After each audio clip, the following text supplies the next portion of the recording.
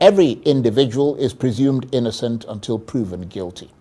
Well, today, a new call for action has been made by the human rights activist Omoyele Sowore, challenging Nigerians across ethnic lines to join him in a peaceful march to the Aso Rock presidential villa to demand Mr. Kanu's release, even as his health is reported to be fast deteriorating in custody. Well, for more on this, I'm joined now in the studio by the irrepressible human rights activist and former presidential candidate Omoyele Sowore. Thank you very much indeed for coming in. Thank you for having me. What has motivated you to take the step of calling on people to take to the streets to draw attention to the need to release Mr. Kanu? So a number of things, and one is that we're friends, and we've been friends for a long time. In fact, I was one of the few people through Sahara TV that interviewed Nnamdi Kanu when he was relatively unknown, before he was arrested the first time. And I met him in 2019 in New York, had a conversation about the struggle for his people, and we struck a friendship then. And I was here in Nigeria, myself, held up by the Nigerian government when he was extraordinarily rendition from Kenya. In fact, I was one of the few people who ran to court by the time he had been taken to the DSS detention, where he had been deposited before, after he was kidnapped from Kenya. So, but the most important thing is that I understand the nature of justice, fair hearing, his constitutional right. And it is in his own case that you can say that he's presumed guilty and he's trying to prove his innocence, which is very sad. If you look at how long it has taken for all these court processes to take place, you know that Kanu's fate is not in the hands of the judiciary. If a decision was taken today by the owners of Nigeria to let him go, the judge might sit in the middle of the night and let him go. And by the way, on my way here, something happened. Of course, welcome once again, my wonderful people of Biafra, lovers of freedom all over the world, listening to this very live presentation this very evening. Today's date is 13th of October 2025. And the time right now is exactly 5 minutes past 8 p.m. in the land of Chukwokikabiama, in the land of Biafra. Wherever you are joining me from, it is your live presentation. And of course, it is 5 minutes top of the hour, irrespective of your time zone and your location. So you all are highly welcome to this very live presentation once again. Please, once you are here, endeavor to welcome others by doing the needful, because this very live presentation this evening is going to be one of a kind. This very live broadcast this evening will be one of a kind, and it's going to be very, very, very informative.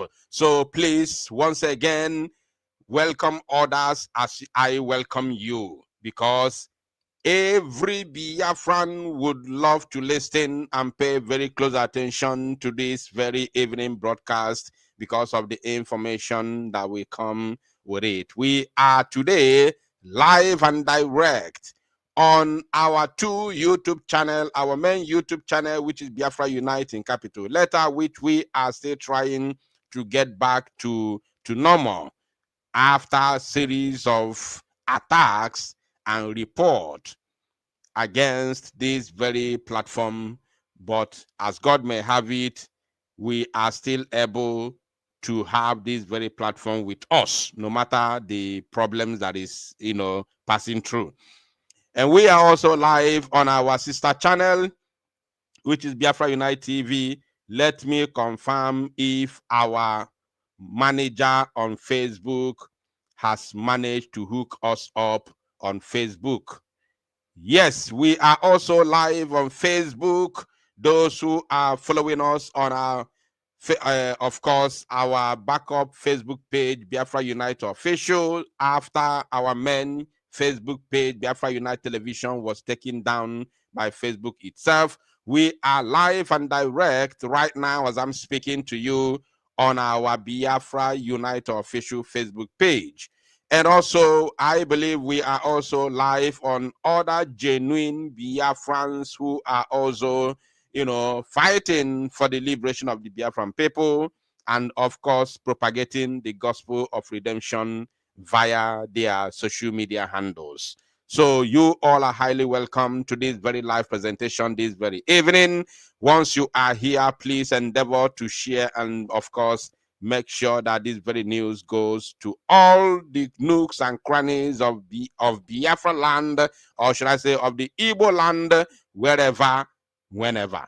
Now, moving forward, I welcome every one of you. I can see your names in the comment section. Because of time, we are not going to observe the routine, the normal protocol, by, of course, welcoming you by your names. But I can see your comments. Please, you all are highly welcome. But as the broadcast proceeds, if you make any comment that, of course, attracts my attention, I will definitely bring it to the screen.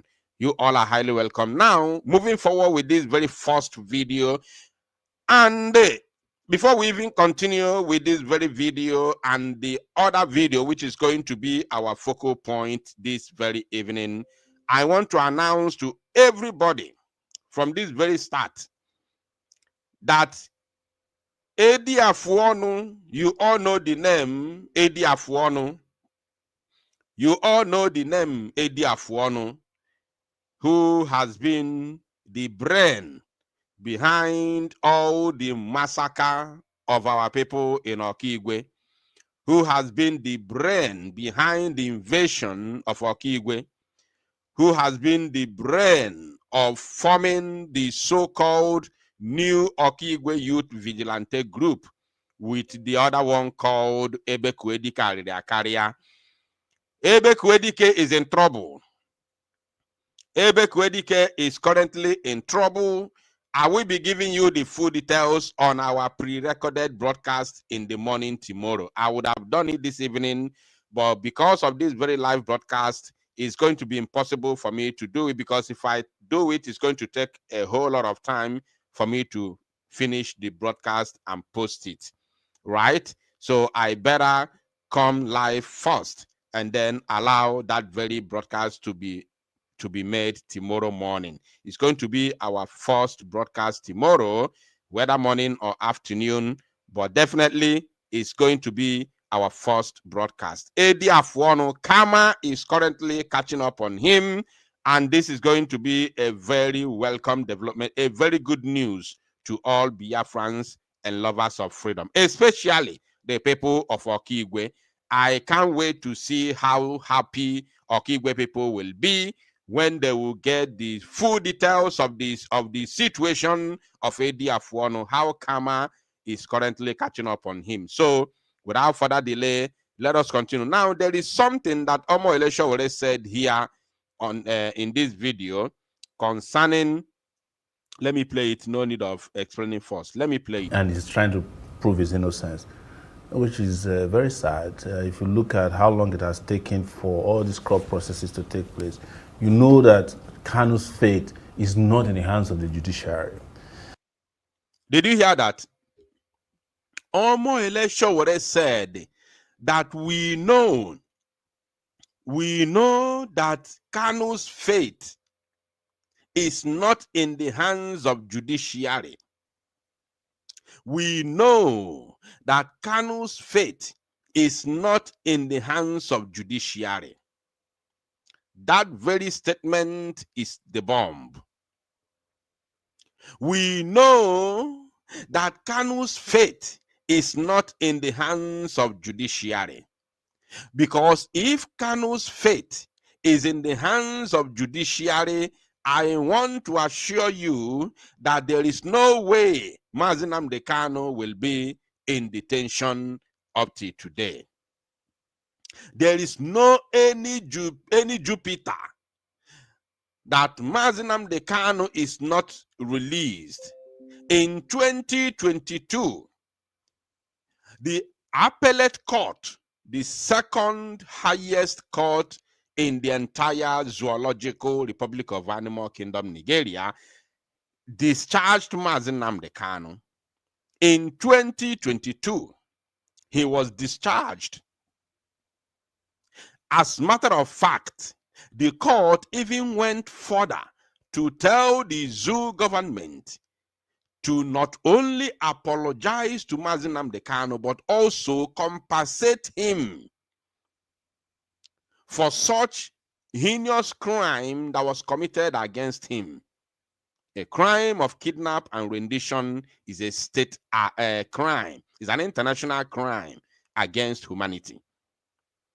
So the court told the zoo to do all this to please Nnamdi Kanu. But what did they do? In return, they did not just continue the incarceration of Nnamdi Kanu. Rather, they even sacked those judges. They chased them. They divided them into 6 places and sent them to different locations. That is what you get in an unlawful state like Nigeria. Now, let us continue. Why I am pinpointing all this is because those who are thinking that somehow Nnamdi Kanu will get justice in the court of the zoo, you must be joking. The earlier you understand that there is no justice in the zoo and join Omoyele Sowore in this very match, and this match may not end in one day. If the match is, of course, taking place on the 20th, and the zoo is still, there might be another match in the nearest future. Let us continue. If a decision was taken today by the owners of Nigeria to let him go, the judge might sit in the middle of the night and let him go. And by the way, on my way here, something happened. President Tinubu just pardoned 82 people. One of them was Herbert Macaulay, Nnamdi Azikwe, of course, Farouk, who collected bribe from Otedola, a cocaine dealer who was in prison for life, and a fraudster. So if you can pardon this array of people and several others, I'm not asking for pardon for him, but it's a time to let Nnamdi Kanu go. Is there a lot of public support for the release of Nnamdi Kanu, or is that difficult to gauge? Oh, it's unprecedented. I've been fighting for his release for a long time. I used to attend all his court trials. Under Buhari, I was attacked several times. Each time I went to court, I was attacked physically by the DSS, police, thugs. But this time around, I'm surprised at the number of known traditional people, you know what I mean, who are in support of it. In fact, there was a poll put up by, it's not a scientific poll, by Tunde Edno's page, who's a major Instagram influencer. And out of 17,000 people, 92% of them support the call for his release and the protest that's been planned for 20th of October. I understand you've tried to contact many leaders in the Southeast to take. Now, before we continue with this, contacting many leaders in the Southeast, I saw a comment which is very, very important to highlight. And this comment is coming from Tonex Ogwejo4. He said, the march, which is the protest, will spread in the whole nation and beyond. Those abroad, get ready. Now, I just said a few words right now that if after 20th of October and the zoo can then another march could be taking place in the nearest future. And then this young man, or I don't know if he's a young man or elderly person, but Tonex made this very comment. Now, it is also important to note, this broadcast is not about blaming anybody, but sometimes there are some things that you cannot take away. Sometimes there are some things you cannot take away. Like, let me say this. Omoyele Sowore, who is currently, organizing this very protest, which is going to take place on the 20th of this very month of October 2025. Omoyele Sowore is a Yoruba man, right? Now, so many people, although we will be addressing this part in the latter stage of this broadcast, we'll be addressing this part which I want to talk about now. So let me leave it at the moment. But if you are living in abroad, get ready also. You never can tell. It is time for the Igbo people to start taking things very seriously. These are the things that the likes of DOS members should be talking about. These are the kind of things that the likes of Nnamdi Kanu should be talking about. Am I talking about those who have given themselves titles in this current agitation? But lo and behold, after Mazi Simon Ekpa's unlawful imprisonment, illegal imprisonment in Finland, or even before his imprisonment, the arrest and detention, it looked as if those who said they are fighting for Biafra they did not only abandon the struggle, they also abandoned Nnamdi Kanu. Everything became very quiet and down completely. But like as I said, we are not going to apportion blames to people, but there are some things you cannot ignore. So those who live in abroad and those who live outside Biafra land in the zoo, get ready. You never can tell. We cannot trust the zoo. Now, let us continue. I have a lot to say.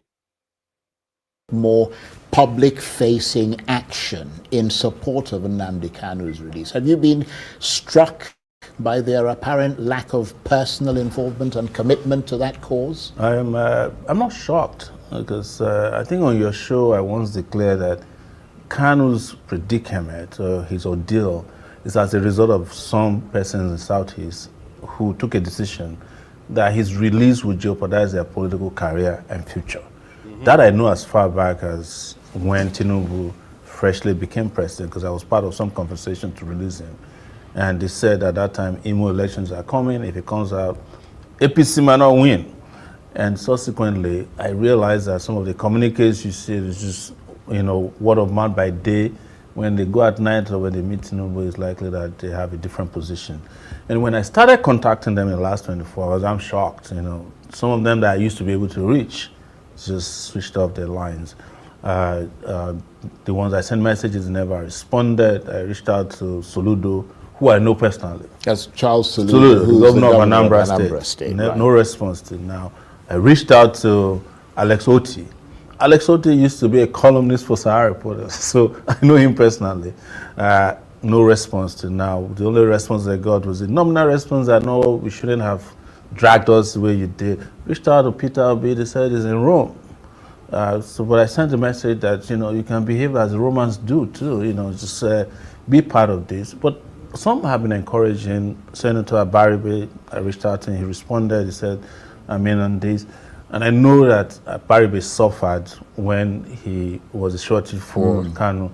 In fact, I was sleeping on Abaribe's bed at the DSS in 2019, shortly after he was released, because he was shorty for Nnamdi Kanu. So the rep from his state at the National House of Rep also signed up. A number of persons have signed up, some of them publicly, but there is no unified response from Southeastern political leaders or traditional rulers or even the religious priesthood there, which many had expected would happen. But a lot of young people have signed up to this, and you can see that the Nigerian government is already pushing back because they've seen the response to be unequivocally in support of. You see, he said three things here. Now, just within, he said three things, three different things, which I will be analyzing right now. And he said these three things within 10 seconds. Right? So I'm going to play it and pause. Play and pause. Because he said three different things in 10 seconds. And those three things are one of the most important reasons we are here this evening. You understand? Remember, this video which I'm playing is not even the main video that we will be talking about this evening. But there are so many information in this video, and it's very, very imperative that we delve into those informations and, of course, analyze them properly for everybody to understand what, or should I say, the current situation at hand. Now, pay attention, my wonderful people of Biafra. Political leaders or traditional rulers or even the religious priesthood there, which many had expected would happen. But a lot of young people have signed up to this, and you can see. So now, he has said two things now. I don't know if you're following, but no problem. Don't worry. It's not your business. You understand the grammar, you understand the English because it's a simple English spoken word. But you may not capture those things. So it is our duty to analyze them for you. So what I want from you is your time and your ears. Now listen. He said that the message, the call that he made, the call that he put towards those who claim to be political leaders. But the one that got me mad is about those that call themselves priests. When I made the pre-recorded broadcast 2 days ago talking about this, I saw some people in the comment section, not only priests, including pastors. To be honest, I don't know what is the difference between priests and pastors. I believe that anybody who called him or herself a man of God or a woman of God is a priest. So long as you have that priesthood oil, in your forehead, you are a priest. Whether you are a pastor, you are a reverend father, you are a sister, whatever you are a priest. Especially when you are ordained. Somebody can correct me in the comment section, but this is what I know. This is what I believe. Now, these priests, be it pastor, reverend, whoever, Omoyele Sowore said here that it is a surprise to him that they are not responding, both the priests. You understand? And these are the people who have always been at the forefront with their microphone, claiming to be calling for the release of Nnamdi Kanu. The time has come for them to do the walking, for them to show walking, not to do the talking anymore. Everybody had that mmiri. Ebuka Obi adago mmiri. I've been hearing his name on some of our Biafran broadcasters, but I don't really know what he did because I did not follow up. I didn't see any video from him. But I know I've watched his videos, several times where he pretended to be calling for the release of Nnamdi Kanu. Now he's mute. I don't know what he said recently because I've seen one or two, comrades showing his picture and saying few words about him, but I didn't see anything. I didn't watch video. Now, Farambaka, where are you? We need people like you guys now. at the forefront. Somebody is leading. Somebody has brought out himself to lead. And my joy and my happiness is that he's not an Igbo man. I will tell you the reason why it is very, very imperative for a non-Igbo man or a non-Igbo person to lead this very struggle for the release of Nnamdi Kanu. I will give you reasons. Now, other priests, they are all mute. I hope my voice is coming out clear. Please let me know in the comment section if my voice is coming out clear. Please let me know if my voice is coming out clear, because I don't trust my network.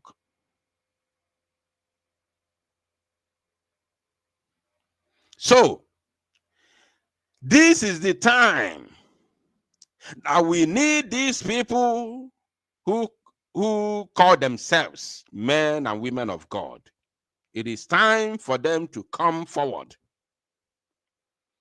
If you do not come forward now, forget it. That means every other thing that you have been doing or saying about Nnamdi Kanu is fake. Eye service. Maramara n'iru gwampete n'azụ. Maramara n'iru gwampete n'azụ. Eye service. This is the time we need your presence. This is the time that we need your presence, not maramara n'iru gwampete n'azụ.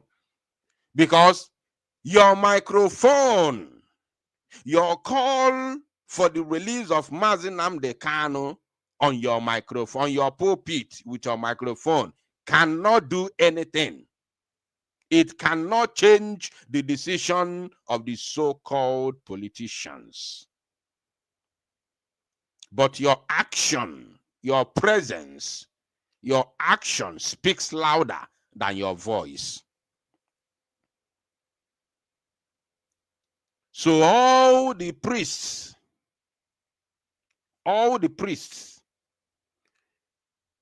men of God, women of God, this is the time for you to show walking. Now, Omoyele Sowore also said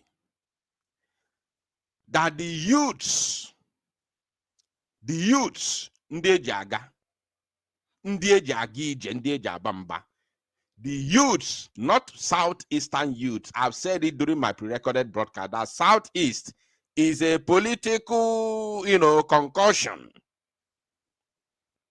Is a political concussion. We are not southeast. We are Igbo people. We are Igbo people. When you talk about southeast, then you can talk about the politicians, the likes of Hope Uzodimma, the likes of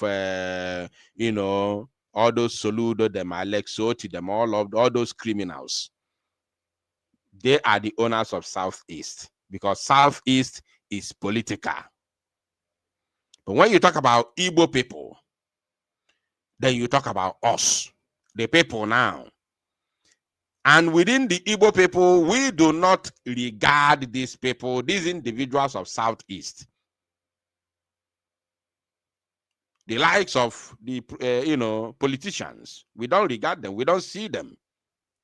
Then when you talk about Biafran people, then you talk about the collective, you talk about the general Biafrans from all parts of Biafra land. So Sowore said that we are behind him, and that is the reality. We are genuinely behind him. That is the second thing he said within 10 seconds. And then the last but not the least that hit me so hard is when he said that the government is now fighting back. Maybe this is where I will start addressing one of the things that made me drop the pre-recorded broadcast that I made a couple of hours ago, probably 1 or 2 hours ago. when I said that the 20th October protest to Asorok, led by Sowore, for the release of Nnamdi Kanu is not a Biafran protest. Now, let me say this, for avoidance of doubt. Omoyele Sowore said here, you can see, let me play it before we proceed, because what I want to say now is very, very critical. Very, very critical. And I want all of us to pay attention to this. About persons have signed up, some of them publicly, but there is no unified response from Southeastern political leaders or traditional rulers or even the religious priesthood there, which many had expected would happen. But a lot of young people have signed up to this, and you can see. He also mentioned religious leaders and traditional rulers. All those political Igbos, if you do not show up now, forget it. Remember, the main topic tonight, there's another video which will be playing very soon. But the main topic tonight is to let us know why it is the best decision, the best news, the best scenario, the best moment, the best thing that the leader of this Free Nnamdi Kanu protest is not an Igbo man and has nothing to do with Biafra. That is our main topic tonight. We are going to discuss it properly, analyze it properly. Now, there is something that I want us to pay attention here before we proceed. Listen. The Nigerian government is already pushing back. Some political leaders or traditional rulers or even the religious priesthood there, which many had expected would happen. But a lot of young people have signed up to this, and you can see that the Nigerian government is already pushing back because... Did you hear that? He said, you can see that Nigerian government is already pushing back. Because of what, my brother? Can you please complete it? They've seen the response to be unequivocally in support of the release of Nnamdi Kanu at this time. I don't think they were expecting that such a response would be so favorable and swift. You see, the reason why the so-called government of the zoo is pushing back is because they have seen the support. People are supporting people are lending their voices unequivocally in support of this very march for the release of Nnamdi Kanu. Because the government of the zoo thought that people are going to distance themselves from this call. Now, listen and listen very, very attentively. This is one of the reasons Finland found it very, very easy and simple to jail Mazi Simon and Joko. But I want to assure us, by the special grace of God, mark today's date, 13th of October, 2025. 13th of October, 2025. I want to assure us, site n'ike Chukwu Okike Abịama, site n'ike Chukwu Okike Abịama, ọ bụkwa n'aka mmadụ ka ọ dị, site n'ike Chukwu Okike Abịama. I'm telling us today, site n'ike Chukwu Okike Abịama, na Maazị Simon Ekpa Njọkụ ya enwere onwe ya. Site n'ike Chukwu Okike Abịama, ifuru nga anụ wee nyere ya ọmansa avụ ya, and anyị akwụ ya ka ya na-akpọ ya, ọ bụ onye pakịrị ngwa ya akpọ ya dumorage. Anyị akwụ ya ka ife nke dị ọra nem echefugo m ya n'olu oyibo uche na-abịa rotelunum ya na comment section ka leta bụ ile ka ife a na-akpọ ya, ka ife a na-akpọ onye, when you delay somebody, onye itinyelu onye email ife ọjọọ delay ya o mesi ifu na ife allegation ebubo iboli ya bụ ebubo ụgha, ka ya na-akpọ ya damages. Yes, damages. Ikechi Nonso, thank you, God bless you. I acquire damages. Site na amara Chineke. Compensation, thank you, Obieze. Compensation, Chinex, thank you, Izu, thank you. Aya akwaya damages or compensation. Site na amara Chineke bi n'eluigwe. I'm telling you today. Mark today's date. Mark yanu date ta 13th of October 2025. Site na amara Chineke. Aya akwaya compensation. You get to go?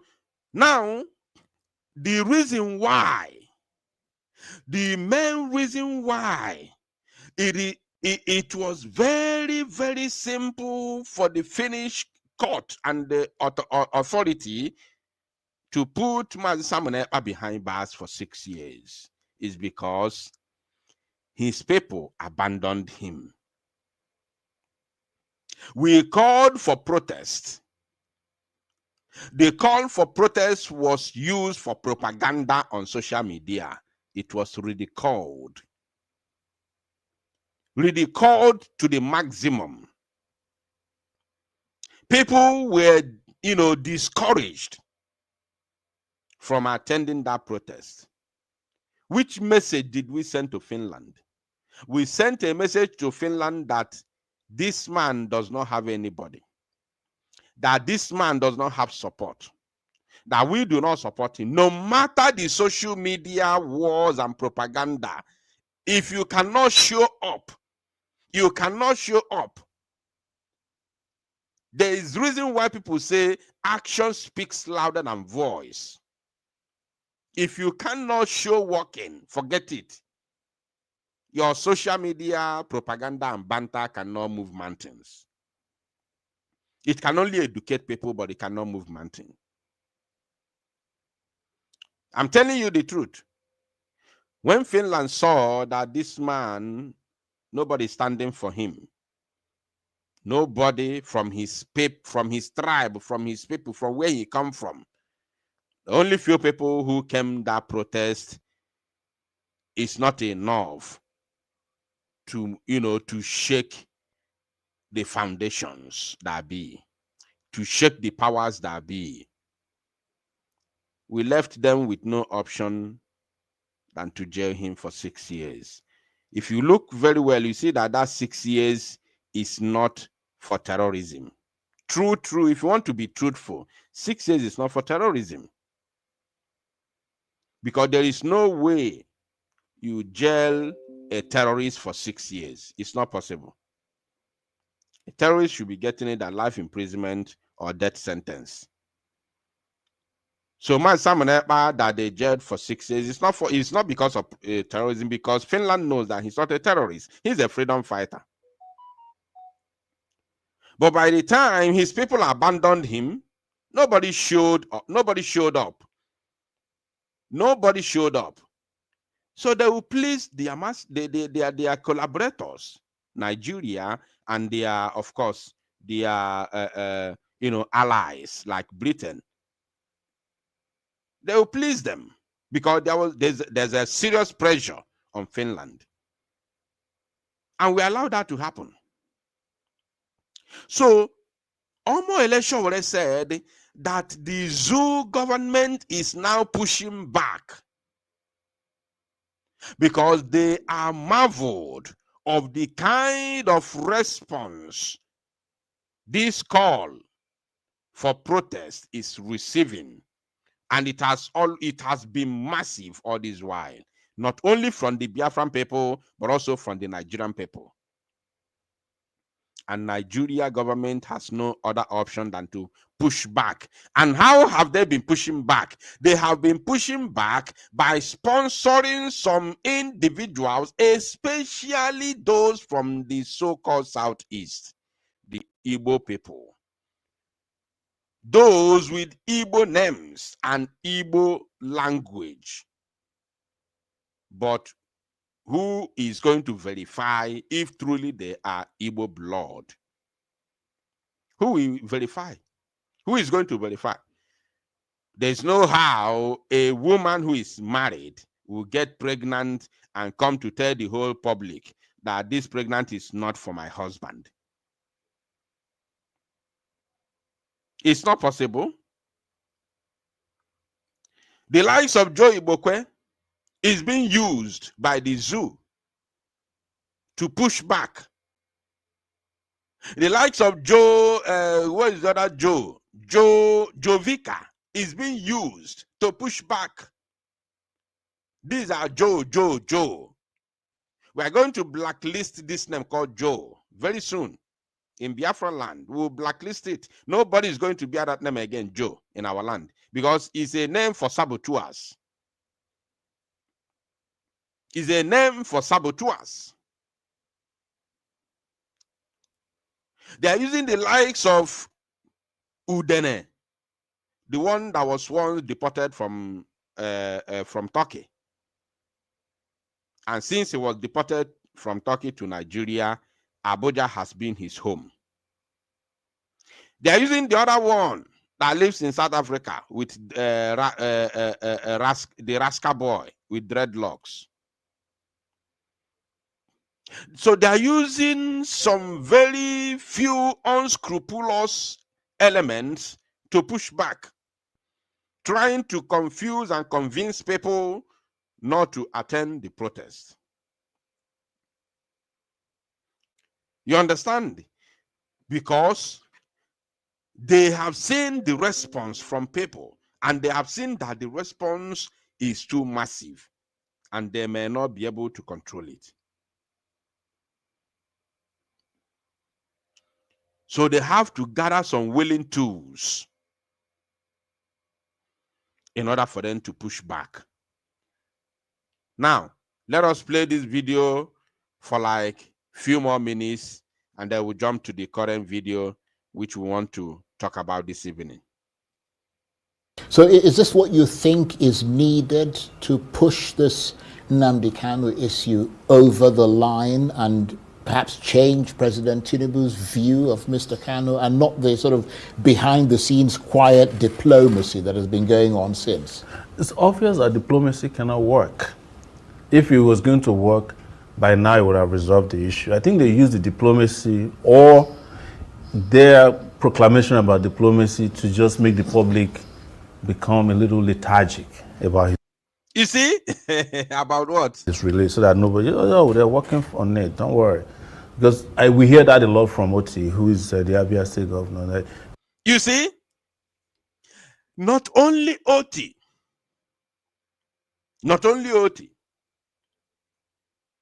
Soludo did it. When Soludo was newly elected as the governor of Anambra State, Soludo went to Abuja.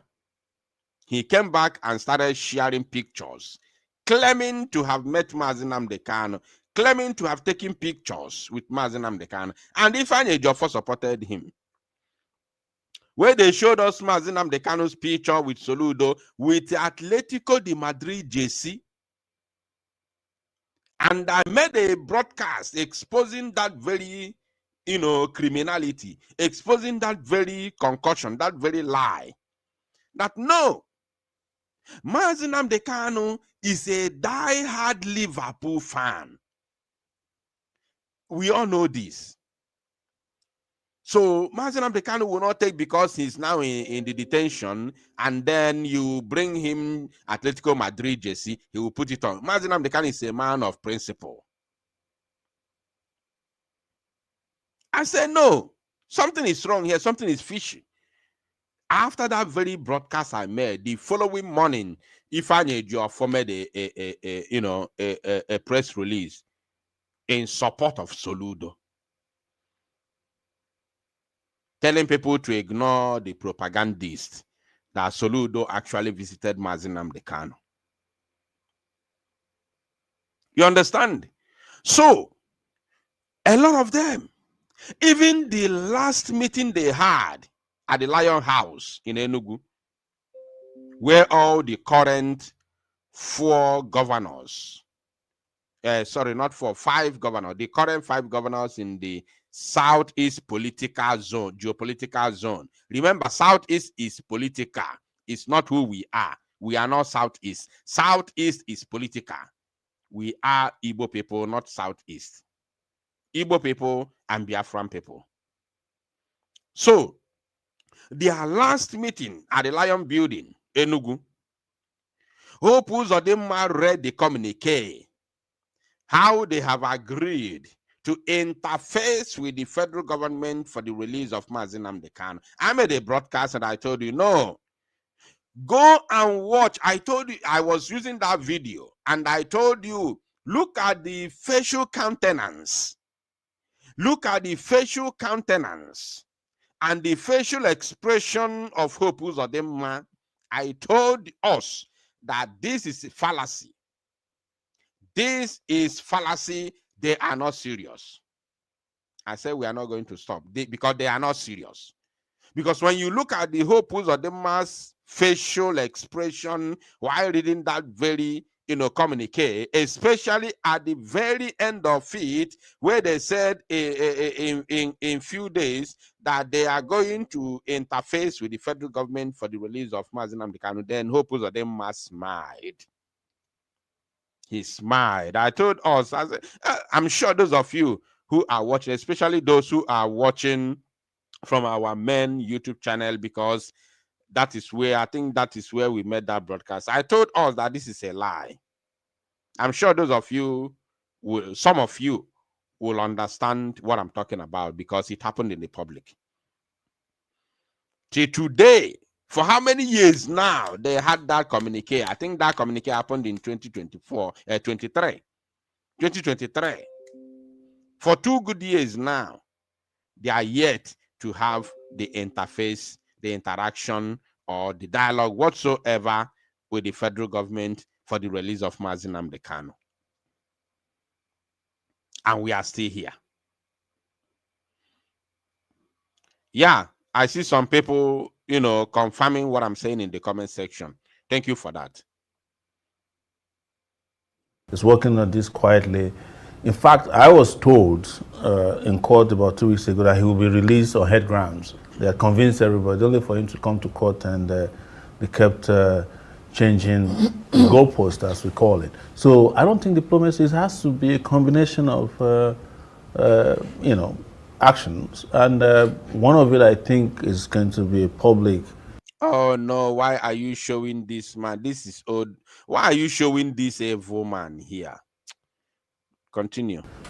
Loud public disapproval of his continued detention, and a protest would work, in my view, in that regard. And that's why I want these people who claim to want him to be released to join the protest. Yes. Yes, they must join the protest. And I want to use this opportunity to ask any media house of Nigeria, please, whenever you people want to speak or talk or do anything about Mazi Nnamdi Kanu, kindly stop showing us the faces of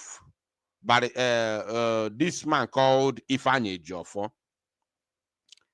You cannot tell me that you are living in Mars or you are living in Jupiter planet, that you are not here to know that the zoology that Mazi Nnamdi Kanu has sacked Ifeanyi Ejiofor on the grounds of incompetency, that he's not competent enough to do his job. And that is the public statement. But we all know that the reason why Ifeanyi Ejiofor was sacked is because of betrayal. It's because of betrayal. But for the fact that Mazi Nnamdi Kanu is still in detention, he cannot be telling us, telling the public everything. He was sacked because of betrayal. But based on the official statement, he's incompetent because he is incompetent to defend his client. But it's strictly because of betrayal. So please, media houses of the zoo must stop using old videos, which includes Ifeanyi Ejiofor, whenever they are discussing the matters of Mazi Nnamdi Kanu.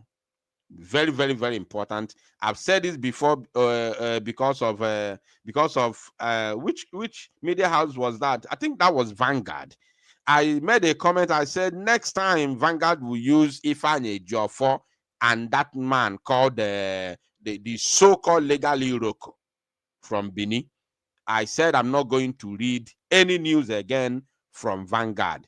And the bill I say maybe they had that very broadcast, because since then I've not read any news about Nnamdi Kanu from Vanguard, which they put the face of Ifeanyi Ejiofor. I've not seen it again. So let's continue, please.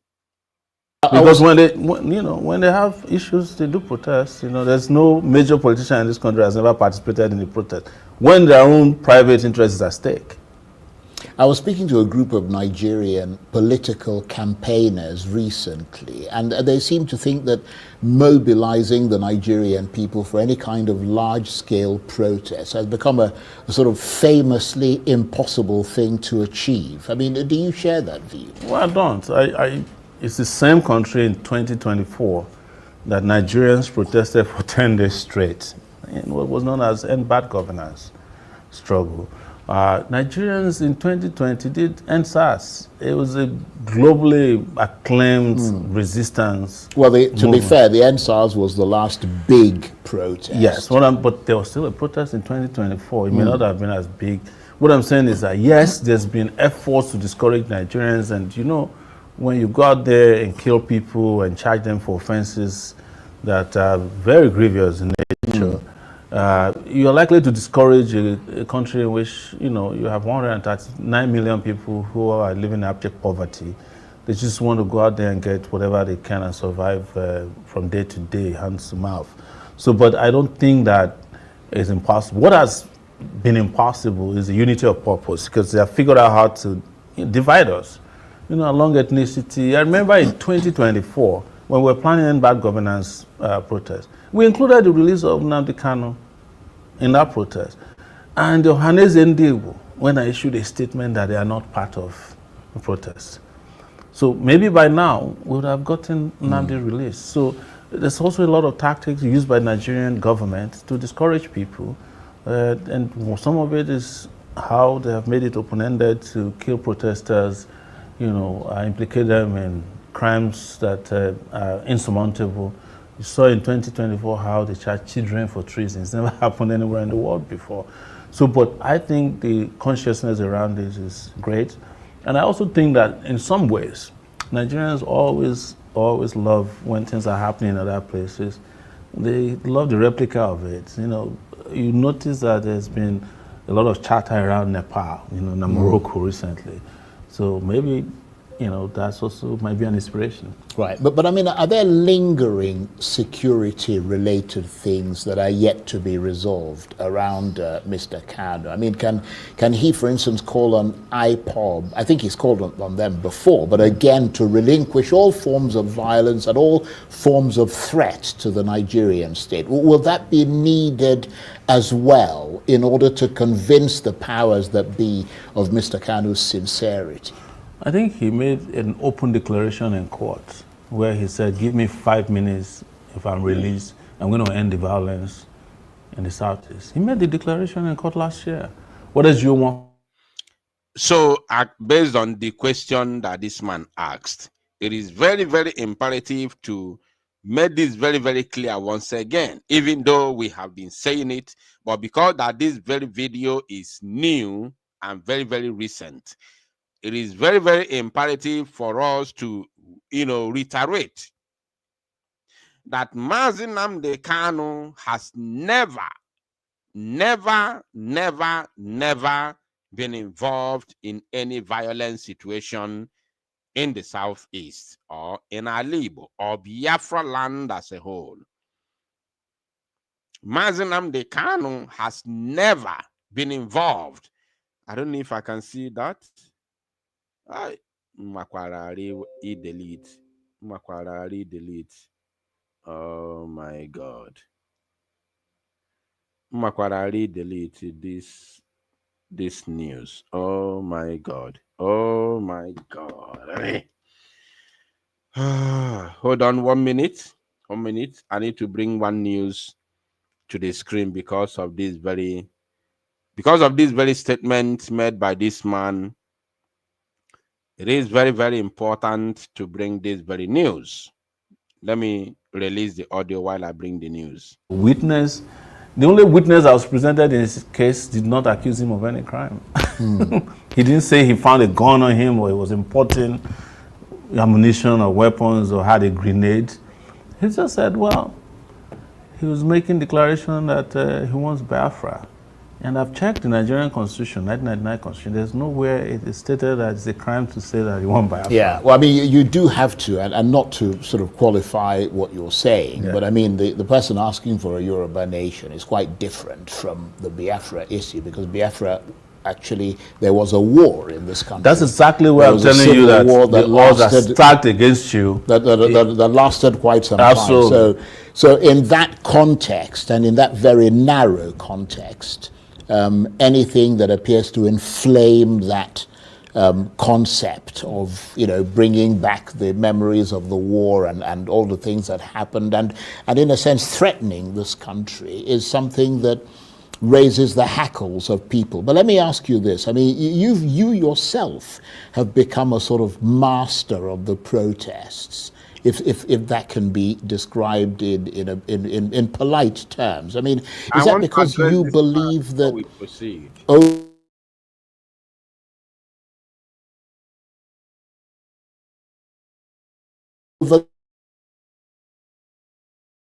the years or over the decades, the mood of the times in this country has been politically dark and is getting darker?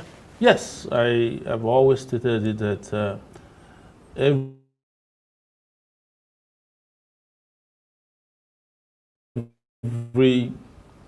president in Nigeria, Although my computer is hanging. when Buhari left, Right. everybody said this is going to be the worst. Nobody calling for the return of the Buhari regime. So that shows to you that To be fair, I haven't heard a lot of people calling for the return of the Buhari. I heard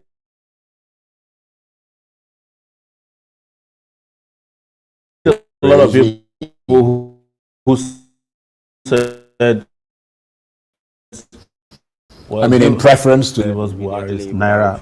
Yes, I suppose in that sense, because the prices were lower. Yeah. The same people also went and gave Buhari a rousing burial.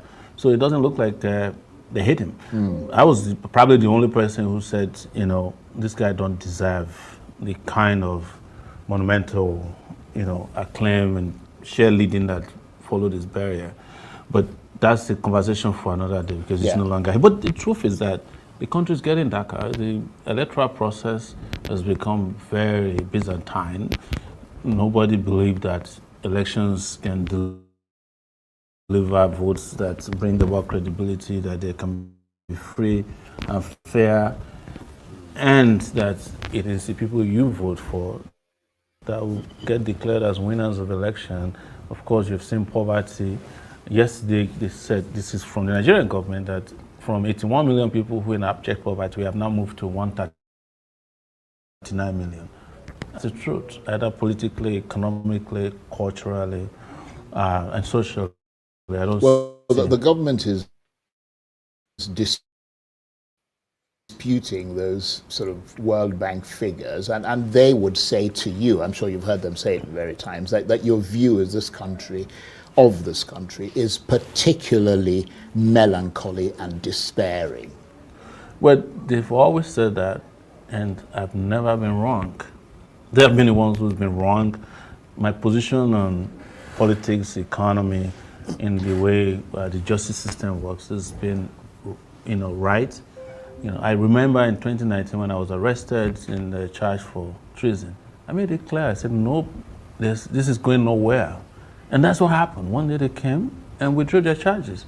So when I said to you that elections are not free, fair, or credible, or that they are allocating votes, I'm not lying. When you look at it, you find out I'm right. So no, I expect a lot of Nigerians would agree with you. Your assessment there. On the issue of Nnamdi Kanu that we're talking about today, I've always stated that this trial was not going anywhere, and it hasn't gone anywhere. And that's why we are asking them to stop wasting resources, time, energy, and emotions on this, because The DSS spent millions of naira to come and carry out this charade in court. They have to lock up every street just to come and seek an adjournment.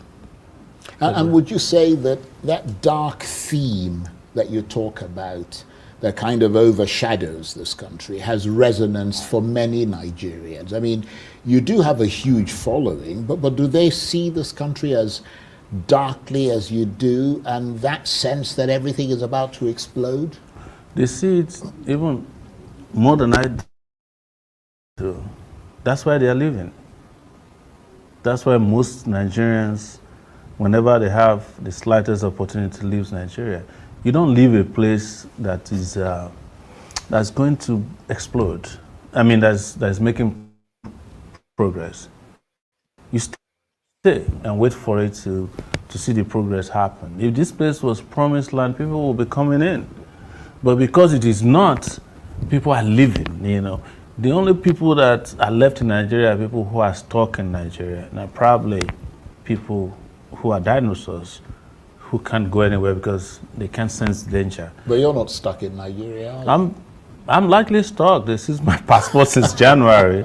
But even if my passport was not seized, I'll be here. You know, that's a decision I took a long time ago. Even though I have a right to move freely around the world, that I'm done with being, you know, having a career in being, you know, an exile or, you know, being in another person's country. Yeah, because why did we go there in the first place? We travel 12,000 miles just to go and drink drinkable water in America, enjoy electricity, drive on good roads, get good jobs, send our children to school. That's why we all leave this place.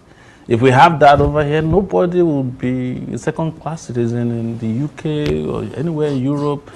Those are the basic reasons why we leave this place. We go and seek hospitals that work. We go and drive on roads that don't kill people. We don't want to live in darkness. We don't want our neighbors to cut our necks off because of insecurity. We don't want our police to jail us when we haven't committed any offense. That's the reason we leave. These are the basic reasons why Nigerians are living in droves. If those conditions are in place, people who have left will return by tomorrow. Some of them will return without taking a single bag of clothing to come back. But Nigeria has denied them that opportunity.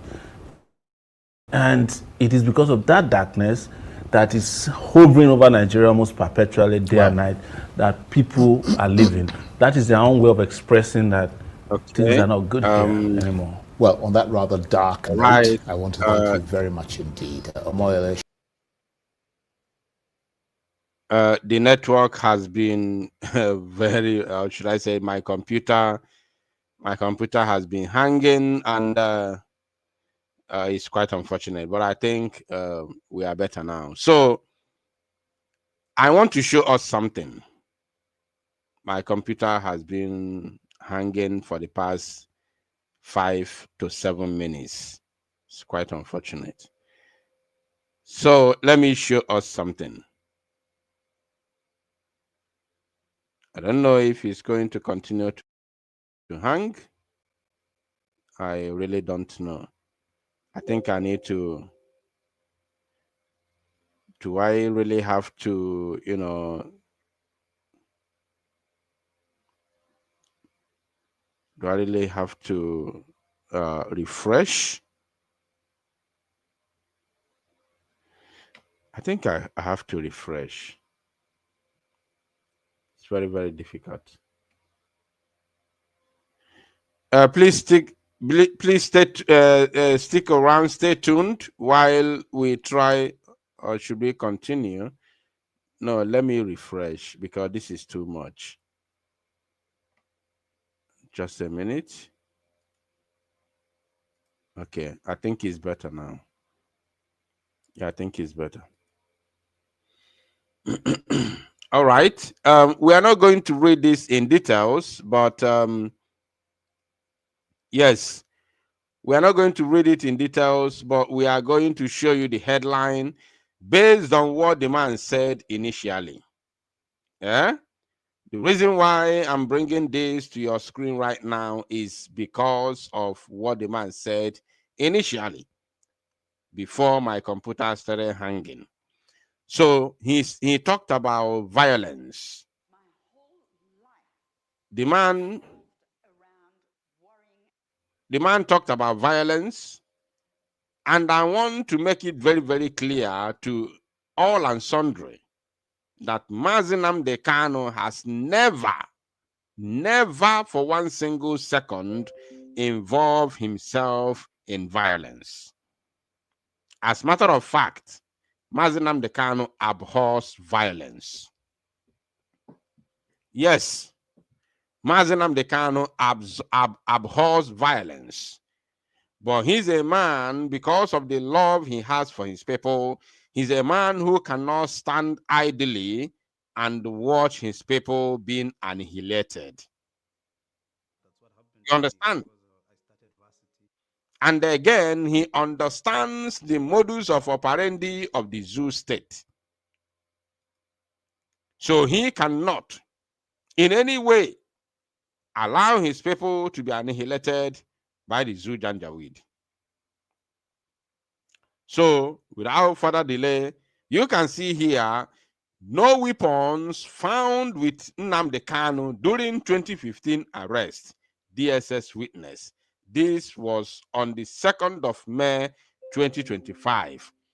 This is from the Nigerian witness, the person that they provided as a witness against Nnamdi Kanu. Made it very clear. You see the way God works in a very mysterious way that sometimes you may not understand how he works. Sometimes you may not understand how he operates. A man that you called to come and bear false witness against Machineke, against Nnamdi Kanu, came and told the whole world that when he was arrested, we did not see any atom, any incriminating thing, no weapon found with Nnamdi Kanu. And he's a Nigerian government and DSS witness. So for the man who was talking and asking about, unrest or, the, violence in a place they call Southeast, I want to let him know that it has absolutely nothing to do with Nnamdi Kanu. Nothing whatsoever. Nnamdi Kanu has no business with violence. Those who are fomenting trouble in where you call Southeast, in Alibo, are the Nigerian agents, especially the police, the DSS, and the army. What the Biafran people are doing is self-defense, defending themselves.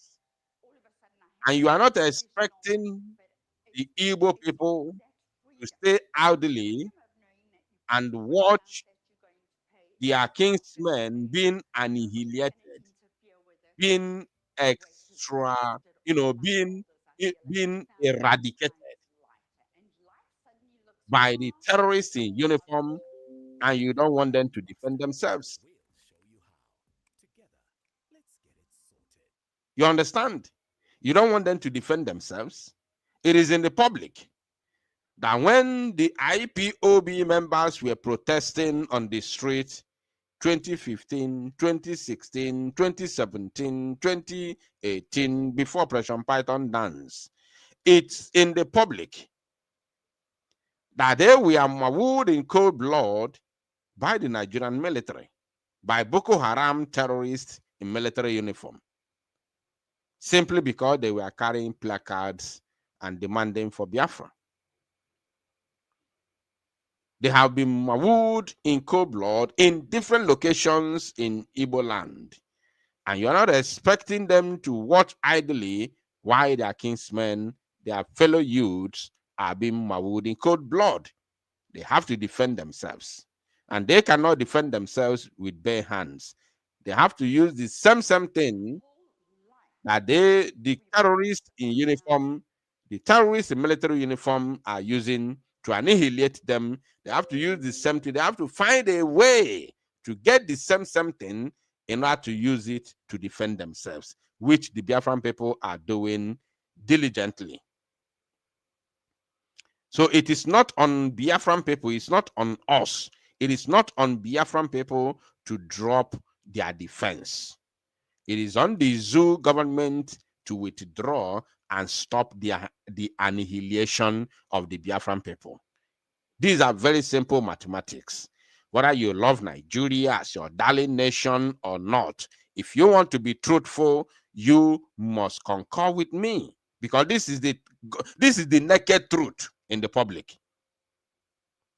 When they were annihilating the Igbo youths, both in Aba, Onitsha, Enugu, Iguacha, where you call Port Harcourt, Abakaliki, Olo, and other places, there was nothing like ESN. There was nothing like Biafra Liberation Army. There was nothing like arms. It was all about placards. So when the Igbo youths begin to defend themselves against terrorists or terrorism, against their existence, you don't blame them for defending themselves. So this is response to that very man. Of course, we now have to move to the main video that has brought us here today. Unfortunately, because of course my computer was hanging, we need to bring the video back because it was shared before, but right now it has disappeared, so we need to bring it back immediately.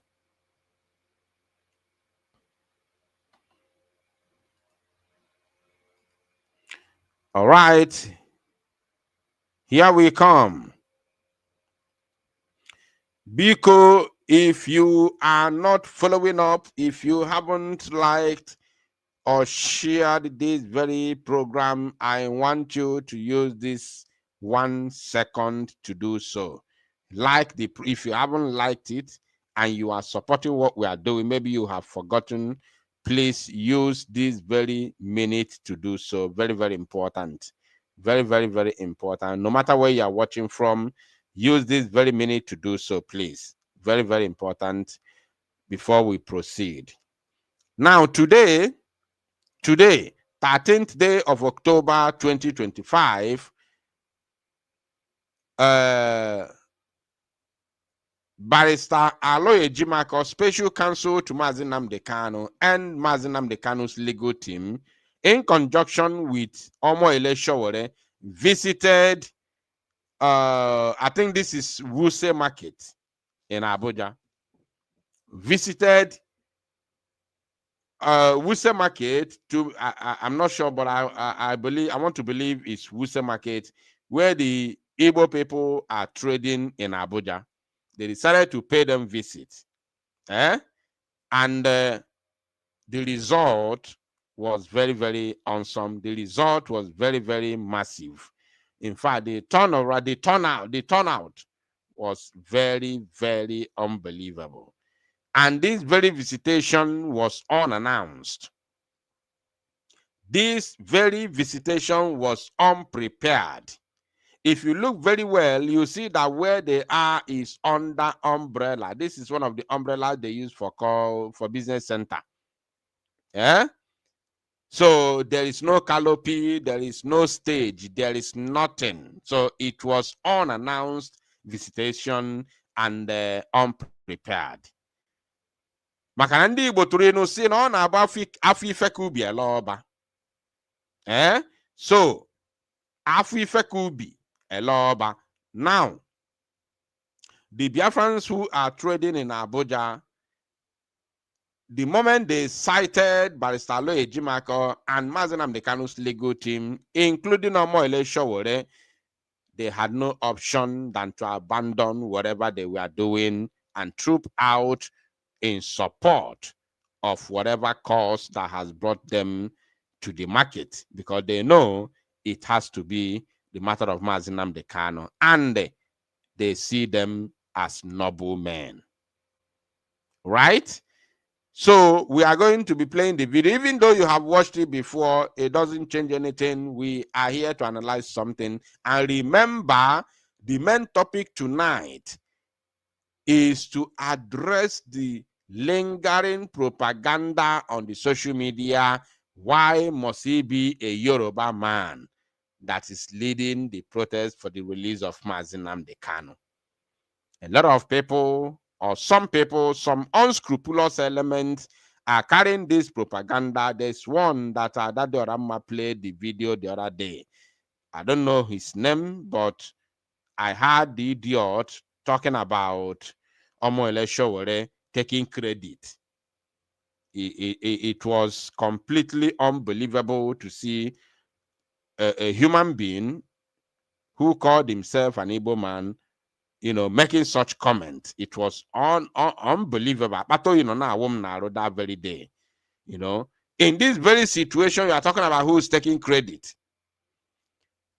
When you see the man you call your leader in the court of law, his body swollen, this man eats every blessed day.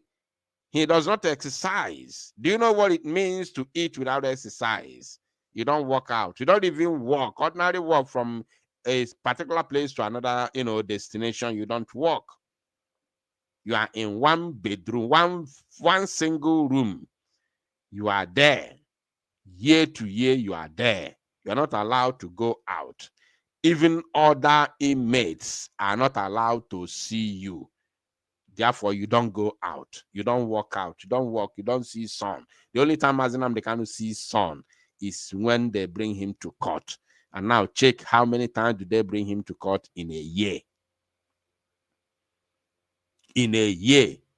Check how many times they bring him to court in a year. So if they bring Nnamdi Kanu to court, 10 times in a year, that means Nnamdi Kanu has seen sun only but 10 times in the whole of 12 months.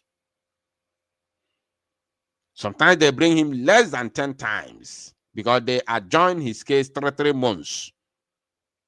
So if they adjourn his case 3 months, 2 months minimum, that means Nnamdi Kanu may be seen sun 5 times or 3 times in a year. Only that alone is enough to accumulate illnesses in his body. You understand? Because he's not living at least the normal life, even normal life that inmates are supposed to live. Because inmates are supposed to be allowed to exercise, to walk around within the prison, facility, do 1 or 2 things, receive sun and all that. But Nnamdi Kanu is not allowed to do that. So when you see his condition, you see all the medical reports, yet you are fighting against a man who has taken it upon himself to stand and lead a protest for his unconditional release, and you are fighting against that very man, then something is not only wrong with you, but you are a saboteur. You are a saboteur. You are, on the same level with the likes of Joe Vika, the likes of Joe Ibokwe, the likes of Chukwuka of Webu, and the Raska in South Africa. I usually hesitate to mention the irritating name of that idiot in South Africa because I know him in person, and I know he used to be a nobody. He's a nobody. I know he's a nobody. He can't speak when I'm speaking. So it's not because of Biafra now. I know Zineku Biafra. I'm Zineku the idiot after Neku. Because I know Biafra. I know him in person. He may not know who is speaking, but I know him in person. So he is so, irritated. It's so shameful to me to mention his name when I know that back in the days, he can't speak when I'm speaking. Obviously, because now I know everybody in Ekuzoku Biafra. So that's why if you follow, follow. you will know very well that I don't usually mention his name because I see him as a kid. I see him as a nobody, completely irrelevant and unscrupulous element. That idiot in South Africa, the Rasta boy. So what am I trying to say here? Anybody who is fighting against this very protest, whether that person claims to be a Biafra agitator or not, that person is a saboteur. That is the gospel truth. Now, before we go on to play this very video, let me make it very, very clear. The reason why it is the best news so far, or the best news ever, that a non-Biafran, a non-Igbo man is leading this very protest is very simple. Very, very simple. When I'm done playing this video, I'm going to play us another video of what happened in America back in the days, 1990, 1991, and 1992. I will play on not only 1990, including 1993 and 1994 even. I will play you something to explain to you the reason why it is more important that a Yoruba man is the one leading this very protest. It is very, in fact, this is one of the best news ever. You know why? Because if an Igbo man is the one leading the protest, there are many things involved. How many of you know what is called Mpure? So I'm going to mention it. I'm going to call different names. When did not wear Mpure? When did not wear Mpure? When did not wear Mpure Fifo? When did not wear Kedi not wear like I na Ichibu Mpure like a Kedi Funo not wear. They know they they can in a comment section if you not wear your own language, your own, mother tongue. I can't say your own language because Igbo is Igbo.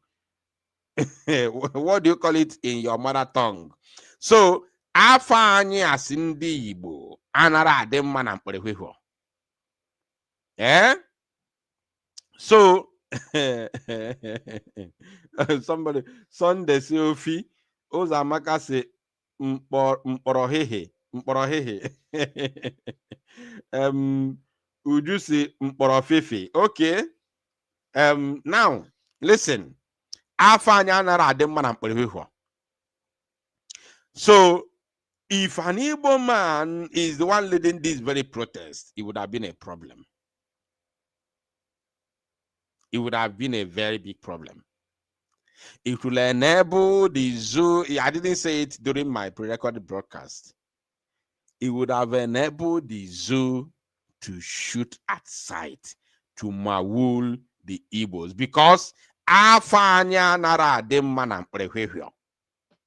Achonke got ya. Very, very simple. Na afanya anara dem mana mpere. Eh? Onye Igbo call for this protest, or they possible no ya ganiru. There is no any possibility no ya ganiru, or they possible. On whether you put yourself, nobody will come out. Even in the Igbo in Abuja, they will never come out. And then it will be tagged a Biafra protest. It will be tagged IPOP protest. And then they will be given an opportunity to massacre them. And nobody will be listening, nobody will pay attention to them. But when a Yoruba man is leading the protest, And there are many Nigerians from all corners of Nigeria that will be attending the protest. It is no longer a Biafran thing. It is not an Igbo thing. It is not an IPOB thing. It is not a Biafran protest. It has absolutely nothing to do with Biafra or IPOB.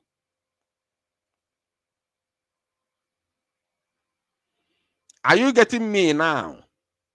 Even in the Igbo no way, and the Igbo bani, he will be fighting that Igbo man. He will be a target for elimination. He will be marked for elimination. But you cannot eliminate a Yoruba man. And listen, a Yoruba president or a Yoruba-led Nigerian military, a Yoruba-led Nigerian police, a Yoruba-led Nigerian DSS cannot attack a Yoruba man-led protest, because a Yoruba man cannot fight a Yoruba man under Nigeria. They can fight each other in Yoruba land in the southwest, but under Nigeria, in a matter that concerns Nigeria, a Yoruba man cannot fight a Yoruba man in a matter that concerns Nigeria. Their elders will come. Their elders will come out. Yoruba elders will come out. And once their elders come out, the matter is sorted. And the Fulani man-led government, a Fulani-led government, a Fulani-led military, a Fulani-led police, a Fulani-led DSS cannot in any way attack a Yoruba man, in a way, or as, or try to unjustly imprison a Yoruba man who is leading a protest or any organization which is not unlawful. Because of what? Number one is a Fulani-led government, army, police, or DSS does that. The Yoruba, people will come out for it. The Yoruba elders will come out for it. And the second thing, which is more importantly, is that the Fulani cannot allow their alliance with the Yorubas to be jeopardized. Fulani, the North, cannot in any way trade their alliance with the West, because this alliance between the North and the West is strictly against the East. Strictly, nothing else. The alliance between Fulani and Yoruba is strictly to make sure that Igbo man is completely kept under the equation, under the affairs of the zoo. Is completely kept under, not to see the light of the day. The alliance between the Fulani and the Yoruba is strictly against the Igbo man. There's nothing you can tell me. That is the reality. This, any other truth outside this is false, is fake, is a lie. The alliance between the Fulani and the Yoruba is strictly to make sure that the Igbo man is continuously being rendered useless and used as a slave, as a political slave in Nigeria. That is the simple truth. So the Fulani, the North, cannot in any way allow the alliance between the North and the West to sleep because of any reason whatsoever. For any reason whatsoever. Because the North knows that if the West and the East strike out a deal to work together, then the North is a goner. Fulani is a goner, because they cannot do it alone. That they have been succeeding since is because of their alliance with the West. So a Fulani-led government and a Fulani-led army, police, and DSS cannot in any way destroy a Yoruba man who has not committed a crime, especially when that Yoruba man is well known and recognized like Omoyele Sowore, because they know it's going to jeopardize the relationship between the North and the West, and thereby giving an opportunity for a new relationship, a new alliance between the Igbo and the Yoruba, and the Fulani and North cannot stand such, alliance. They can't stand such relationship. Are you paying attention now?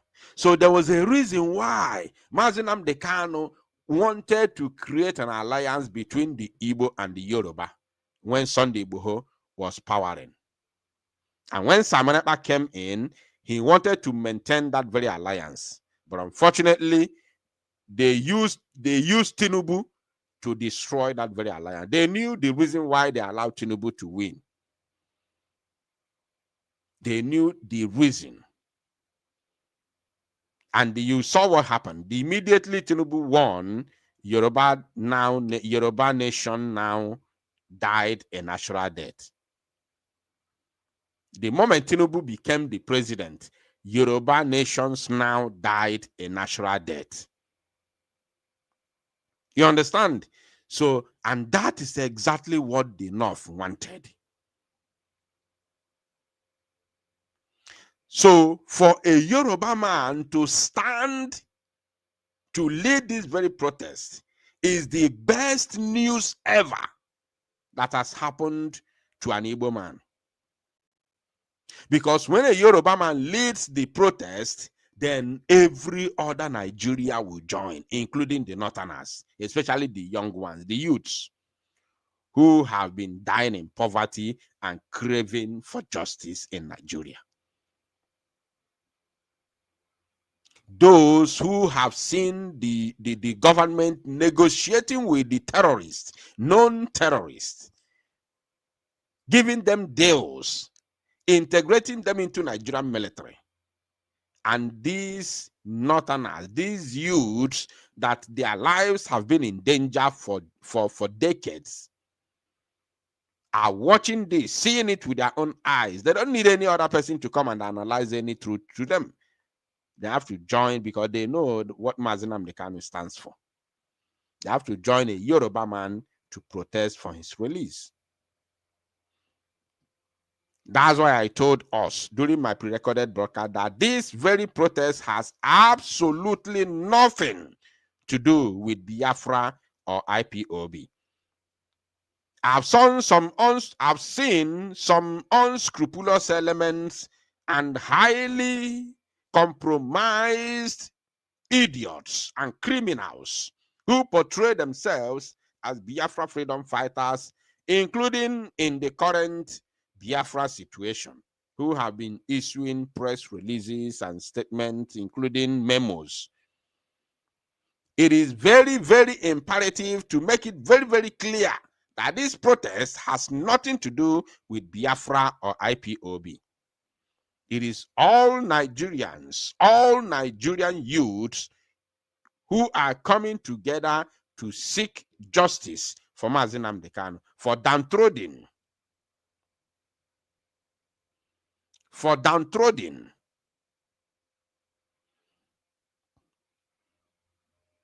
Are you paying attention? So, let us play this very video before we proceed. Very, very important. This happened today, 13th October 2025. To introduce to you today, Omoyele Sowore, the last man standing.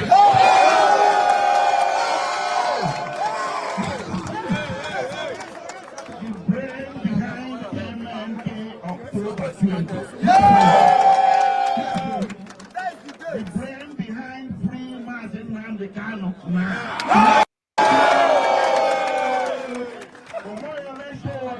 He's a very courageous man, very courageous, very gutsy. Yes, he's a man of strength and conviction. Yes, and he's someone that is well known here to everybody and is a friend of all. Yes. Like Nnamdi Kanu, he stands for the downtrodden. Holy, holy, holy,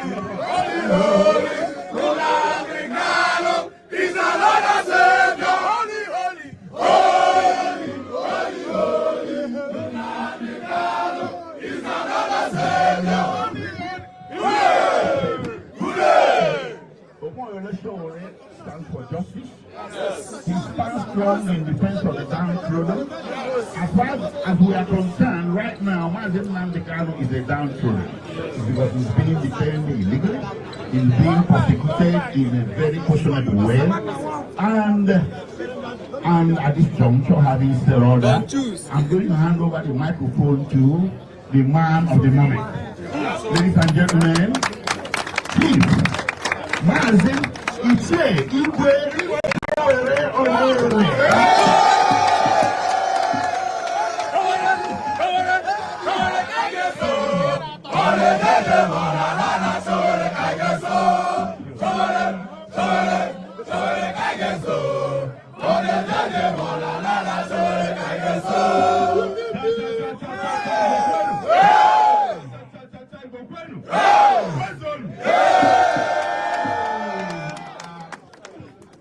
Once again, I want to thank all of you for the great reception. My name is Mazi Omoyele Sowore. I'm still looking for the Igbo title that I will take. Okay. Yes. Our job here today is very simple. We have tolerated the detention of Nnamdi Kanu for too long. We are not going to stand, please. We are not going to stand by while one of us is put down perpetually by a system that encourages other people to do even criminal things and award them immediately. We are all aware that yesterday, 3 days ago, they were pardoning murderers in this country. Yes. They were pardoning the most notorious kidnapper. Yes. One of the most notorious kidnappers in Nigeria was pardoned day before yesterday. A woman who killed her husband, cold-blooded, was pardoned. Over 53 drug lords who are serving life in detention were pardoned. Yes. Or their sentences reduced. Let me make it very clear. We are not asking for pardon for Nnamdi Kanu. Yes! Because he has not committed.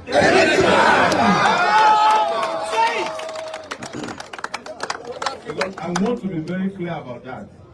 That the conversation, the context of our conversation has nothing to do with pardon. No! We are asking the Nigerian government led by Bola Tinubu to do the right thing. Yes! By granting Nnamdi Kanu total unconditional freedom. Exactly. That's what we want. Not a single condition can be attached to it. It does not include even providing a shorty anymore. Yes. It does not include visiting police station every Monday. It does not include come back and answer some other charges anymore. The reason I'm doing this is not politics. No. Thank you, my brother. You guys know that. God bless you. If I want to do politics, I want to join one of the bad parties. I am doing this because my conscience tells me it's the right thing to do. Thank you. God bless you. So for those who say, Omoyele Sowore is doing it because of politics, he wants to be president. He has said it that he's not doing it for politics. But to me, I'm saying that even though he's doing it for politics, for his political career, no problem.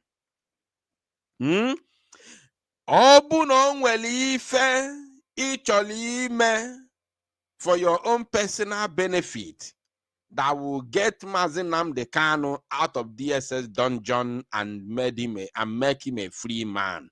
Do it, I will support you.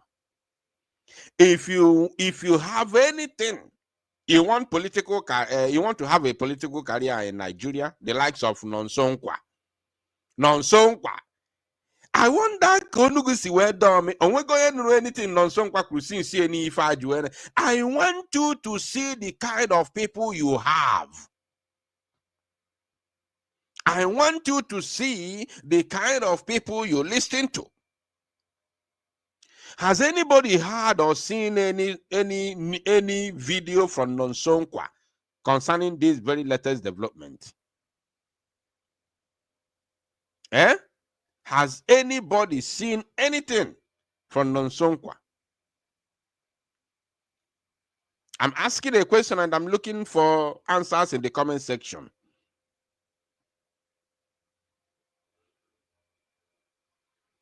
Has anybody seen? Because as for me, I've not seen anything. Nonsonkwa should be coming out now. Now say, Nzobu, Heni, let us march to Abuja. Nonsonkwa Simon Ekpa. You hated Simon Ekpa because Simon Ekpa is sincerely fighting for freedom and he's brutal. He doesn't care about your propaganda. Nnamdi Kanu is a darling. Nnamdi Kanu is a darling. If Uwazurike of all people, Uwazurike of all people, Uwazurike could support the protest and declare his interest to join Omole Sowore to march in Abuja, which we have shared the video a couple of days ago. Uwazurike of all people. What about you, Nonsonkwa? Nonsonkwa. Okonuga dagommiri, onuga dagome. This is to show you how evil that man is. I don't know, maybe this is the first time I'm mentioning his name because that guy irritates me. I've never seen a coward, a pretender, and a compromised individual like Nonsonkwa in my life. That guy is so evil. His political career is more important to him than any other thing any human being is talking about. It doesn't matter whether such a thing is against Igbo or not. But to make the matter worse, to show you how dangerous he is, he always likes to pretend to be fighting for Igbo. Just the same thing this gang of criminals are doing currently. The likes of Udene Chukwuka Fuebu, who was in Turkey, in Istanbul. I just want to keep it, on a low key. Chukwuka, do you know the reason why Chukwuka Fuebu was, deported from Turkey? Chukwuka Fuebu was using, for those of you who do not even know that criminal, Chukwuka Fuebu was using a cargo job as a cover.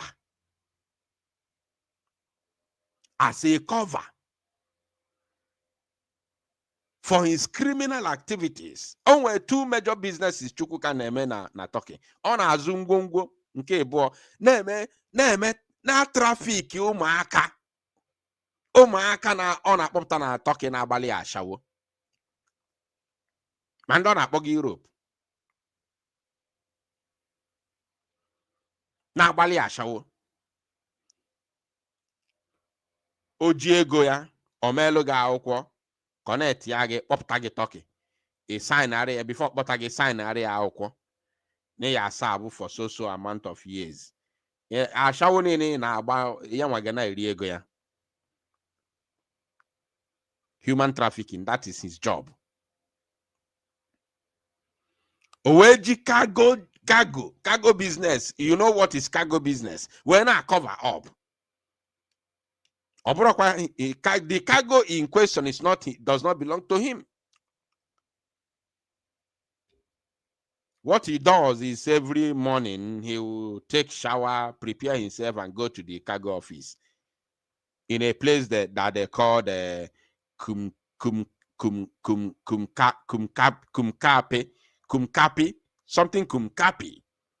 Kumkapi, yes, in Aksarai.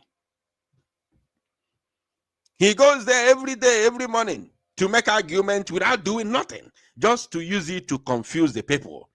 In a place they call Kumkapi in Aksarai, claiming to be, a cargo. Even I was given the name of that cargo, but I don't want to mention the name because they don't support what he's doing. If not, I would have mentioned that name in the public. The name of that cargo, company, the cargo office where he was going in Aksarai. That very criminal, you see, Ojiane deceive the Turkey as if no one akoro, but you're na arobu ngwongwo ka ọ na-azụ. Now that same place, Kumkapi in Aksarai. After he deport to Chazrio, where Natazie Nigeria, where feel is here now, the best way to penetrate Nigerian politics is to sabotage ndị Igbo. And on a claim on a fight to bring peace in Igbo land in order to gain more support. You understand? In order to gain more support from the same ndị Igbo ọ na-egbu. Kedu ndị o ji eme trafficking? Ndị Igbo. Ma ndị ọ na-akpọ gị Italy, also from because he has a contact in Libya. He has a contact in Libya. He also have a contact in Turkey because he lives in Turkey.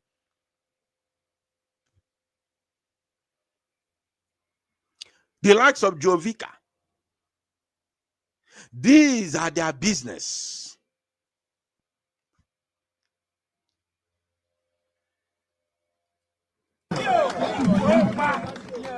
And include visiting police station every Monday. It does not include come back and answer some other charges anymore. No. The reason I'm doing this is not politics. No, thank you, my brother. You guys know that. So, what am I trying to say here? Those who say he's doing it because of politics, no problem. Omoyele Sowore does not have any reason to answer or to respond to any idiot.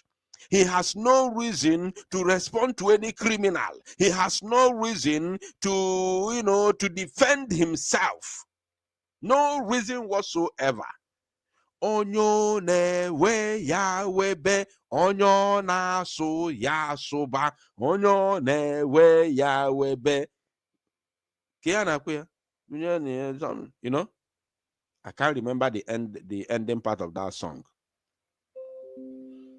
Onewegi ga ya webuegi.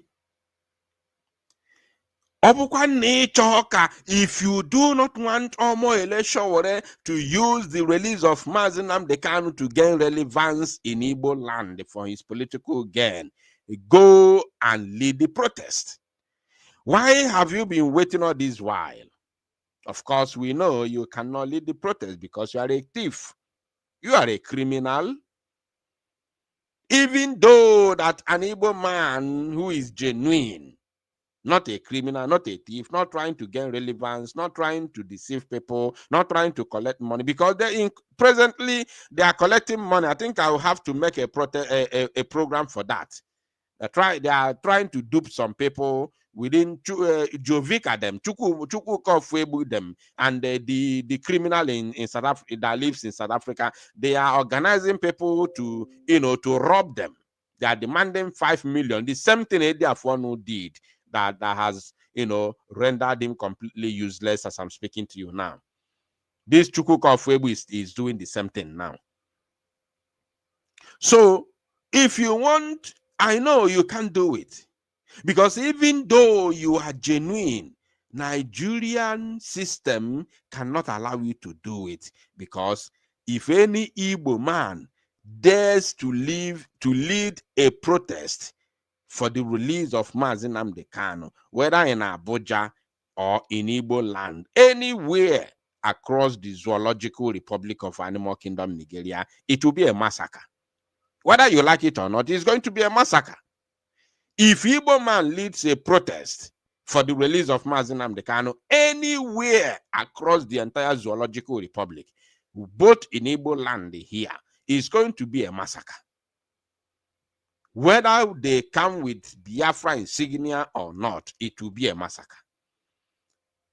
So that is the reason why a Nigerian, a full-blooded Nigerian, in fact, a Nigerian politician who is vying for an office of the president in Nigeria, leading this very protest, is one of the biggest news so far. I'm telling you the truth. I am telling you the truth. Now let's continue. If I want to do politics, I want to join one of the bad parties. I am doing this because my conscience tells me it's the right thing to do.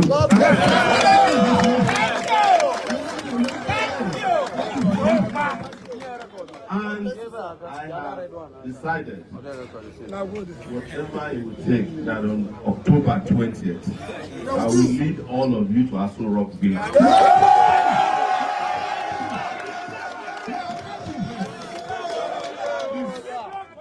We are here in this market today, but we are calling on all markets across Nigeria and the world, of people of conscience, to close down for mass. It's not too much to ask for. Yes. Now, this is where we are. This is where we are.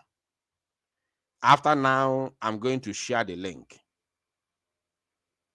For anybody who has anything to say, should come in and say it. Omoyele Sowore said something very, very, very important here.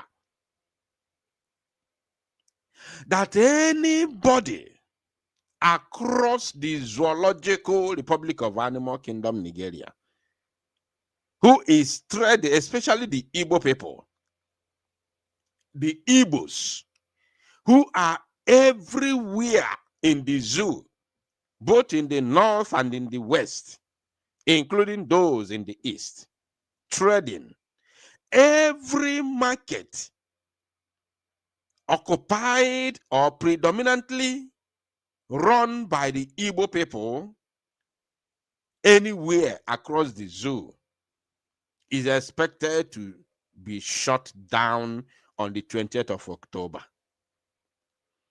Those of you who are listening, you can cut this very part and share it among all the groups that you belong, both WhatsApp groups and Facebook groups. That every Igbo man trading in any part of the Zoological Republic of Animal Kingdom, Nigeria, is expected to shut down his, business, whether you are joining the protest in, whether you are joining the protest live or not, whether you are in Abuja or you are not in Abuja, even though you are in Lagos, even though you are not joining, you are not going to be there presently, shut down your business in protest, in support of this very protest for the release of Nnamdi Kanu. Close it down. That very day is not going to kill you. This very idea is one of the best methods to support this very protest from your location, from wherever you are across the Zoological Republic. Our people in the East have been shutting down their businesses for the past 5 years now, since 2021, and we have not died. We have not died. We are still living. After all the propagandas they run against this Monday sit at home, that Monday sit at home is still happening, still relevant today till tomorrow, until Nnamdi Kanu is freed. The only person who can stop Monday sit-at-home is Nnamdi Kanu. Even when we are not talking about it, even when we are not even propagating it, even when we are not even showing anything about it, yet our people are still sitting at home because they know that the essence of this very Monday sit-at-home is the release of Nnamdi Kanu. You understand? So we have been doing it on a Monday basis for the past 5 years. Why can't you living in Lagos not join? Why can't you living in Abuja not join? Why can't you living in Kano not join? Why can't you living in Kaduna not join? Why can't you living in Sokoto? Why can't you living in Kebbi? Why can't you living in Kafanchan? Anywhere you live across the Zoological Republic of Animal Kingdom, including those that live in Badagry. Why can't you join and shut down your business for that very 20th of October 2025? For a man who is fighting for your liberation, listen, let me tell you very, very clearly. Our people have been crying and mourning as if they have lost their loved ones. In trade fair, a video was sent to me by someone I don't really know, where no less than 20 houses, beautiful, beautiful houses / plazas were demolished in trade fair, and 3 buildings very, very close with those 20 buildings. Let me see if I can see that video.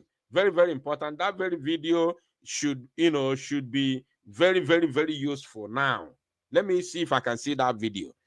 A brother sent me a video, I don't know him, where more than 10 to 20 buildings were demolished, and about 2-3 buildings within that same facility were untouched, and those buildings are owned by the Yoruba people in trade fair, while others very, very in the same area, the same place, were demolished, and those ones are owned by the Igbo people. So if you are living in Lagos State and you see what is going on there, and a man who wants you to succeed, a man who wants to give you freedom for you to come back home and establish, home is home, home is beautiful. If you cannot close down your business for one single day in October 20th for his release, for his unconditional release, especially when the man is in a very dangerous situation that may take his life, God forbid, and you cannot afford, because you're a businessman, you cannot afford to shut down your business that very day, then I don't know what story you will tell your children. If I say you are not supposed to exist, you may fear that I'm cursing you. If I say you are so, you are irritating, you may think I'm insulting you because you are wealthy, you have money, you're a businessman. But I don't know the story you can tell your kids that in a memorable and historic situation like this, you are among those who refuse to participate, to render your quota, to participate in this historic moment for the release of Nnamdi Kanu, that you are among those that refuse to put your hand in anything that has to do with a man who has dedicated his life to save his people. I don't know which story you will tell them. While I play this very video, let me search for the other one that I talked about. Whether you are in Lagos, 1 week in closer. We have been closing markets every Monday anyway. Yes. We need one more Monday. Yes.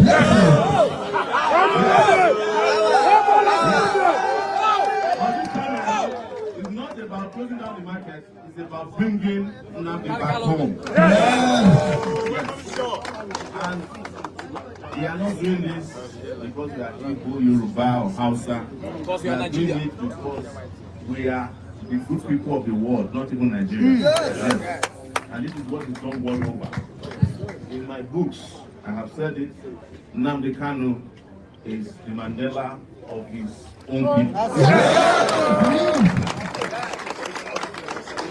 You can keep him in detention for as long as you want, but you can never destroy the spirit of what he stands for, which is the liberation of his own people. Yes. I stand for the same thing, the liberation of humanity. Yes. And I get, as you guys know, I get into prison every day. But I told them that there's no prison that can contain us.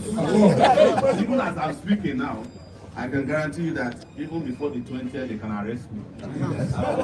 Nobody will. Wasting your time. Because if you arrest me and put me in any court, I will leave even those people who are in detention together. On that day, on that 20th, every jail was open in this country. All the innocent persons who have been suffering in this detention for just reasons. Because it's not only Nnamdi Kanu, there are a lot of Igbos. Because it's a crime to be Igbo in this country. I don't like it. In a place they call Wawa Barracks. Let us see that very video. I hope is this very one that I have here. Yes. This is exactly what's happening. These are the properties of Igbo people. Look at them. This particular building is owned by the Igbo man. So it's owned by Igbo man. These are owned by Igbo man. But look at, just watch and see the one owned by Yoruba person. Just almost adjacent.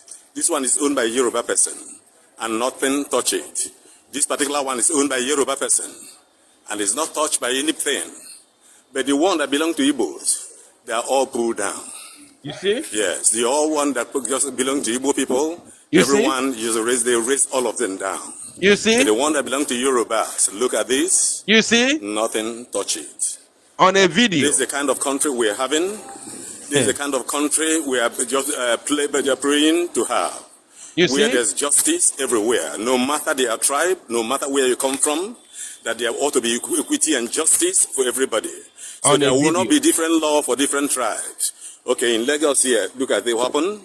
So the one that belonged to Igbos were pulled down, the one that belonged to Yorubas, nothing touch it. That one that belonged to Yoruba, you see? Nothing touch it. You see? Nothing touch it. This is terrorist attack. This is terrorist attack against Igbo. This is terrorist attack. And this terrorist attack is going on both in the east and in the west, or every other part of the Zoological Republic. Terrorist attack. How do you explain this? How do you explain this on a video? This is not propaganda you are seeing with your own eyes. This is report from Trade Fair. Buildings belonging to the Yoruba people, nothing happened to it. Nothing happened to it. But the ones belonging to the Igbo people, they are demolished. And this is not the doings of the Yoruba people. I want you to know it. Bear it in mind. This is latest development going on in Lagos now. For throughout this past week, today is Monday, throughout this past week now that just passed, it has been terrorism, terrorist attack against the Igbo people in Lagos. And it's not a Yoruba doing. It's about the government ideology to make sure that they keep Igbo man down. It's not about the Yoruba. So if you are living in Lagos State, anywhere in Nigeria, and this, shutting down of all Igbo controlled markets across the zoo, sorry for yourself. I don't know which story you are going to tell your children.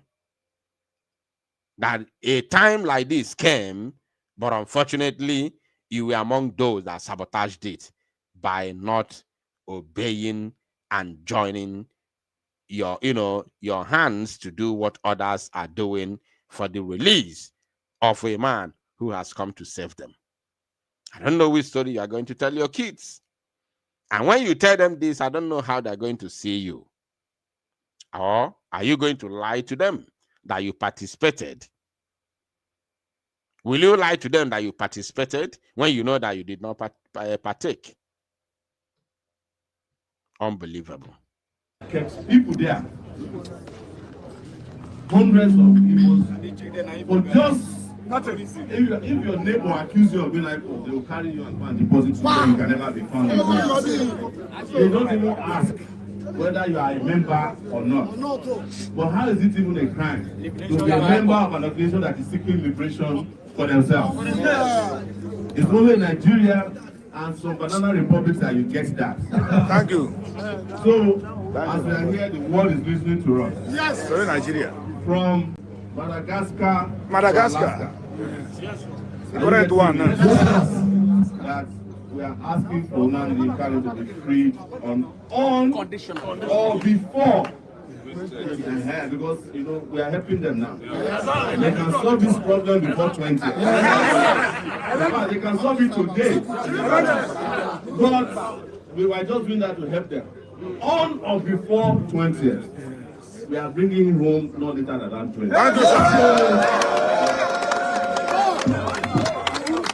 So this public outing here today is aimed at mobilizing the whole country to come out and join us in Abuja on that day. Yes. We have seen their propaganda. Yes. It is because it's NSAS. I'm the one who started NSAS. Come and hold me responsible for it.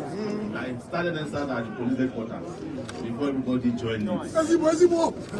Nnamdi Kanu responded on NSAS the day they started killing people indiscriminately. It was his own response to stop them from those, and that remains in Nigeria's history as it was. So, whichever it is, whatever it is that it will take, we don't care. And I'll say just a few more things and I will leave. We have called on all the Southeastern politicians who in the daytime say that they want Nnamdi Kanu free. At night,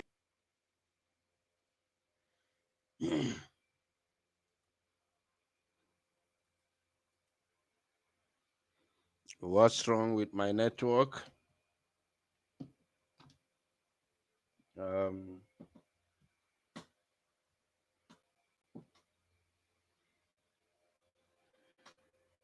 I don't know what's wrong with the network, but of course I'm going to share the link in the comment. Oh, my computer again. My computer again.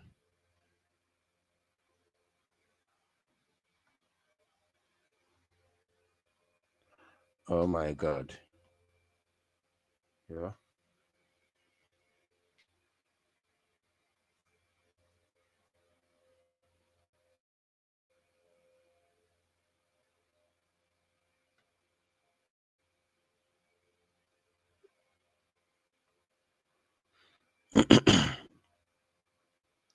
My computer again is hanging. I don't know what's really the problem.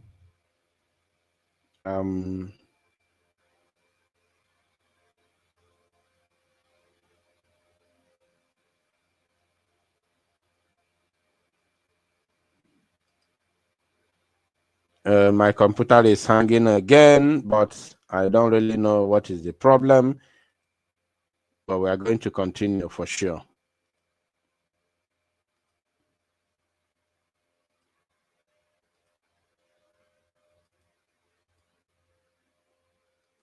So whichever it is, whatever it is that it will take, we don't care. And I'll say just a few more things and I will leave. We have called on all the Southeastern politicians who in the daytime say that they want Nnamdi Kanu free. At night, they go and say, don't free him. We have called all of them. I have met I've tried to meet them. I've asked Soludo to come out and join us. All of them. This is the time to put their... They can never come. Don't mind them. The good part is that the people, the youths, both the Nigerian youths and the Biafran youths are willing to join you because it's a noble cause. It's a noble cause. So the most important thing is that the youths are willing to join you. So the link is in the comment section for those who want to join me and make their contribution to this very broadcast. The link is in the comment section, though my computer has been hanging and has been kicking away so many people who are paying attention to this broadcast. But the link is there for those of you who want to make your contribution, because very, very soon we'll be shutting down this very broadcast. Mouth, yes, where their leg is. Yes. All of them. Or put their leg where their mouth is. All of them. I've called on Oti, who is his home state governor. All of them have entered what they call radio silence. But we will make it happen. Yes. And after Nnamdi Kanu is free, we will get back to other businesses. Because as you all know, Nigeria is unfinished business. And we are here to finish the Nigerian business.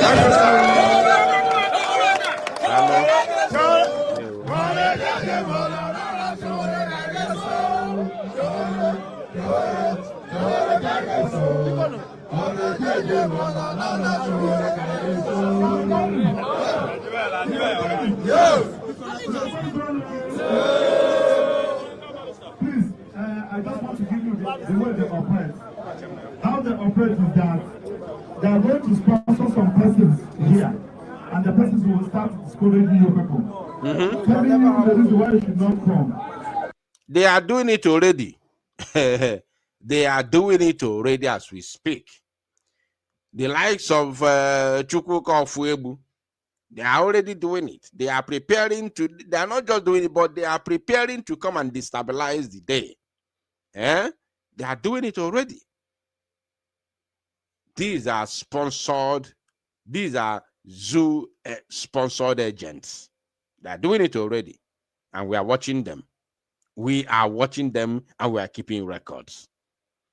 Betrayal in every freedom fighting movement is a capital offense, and be ready to pay dearly for it. Now we have informed them.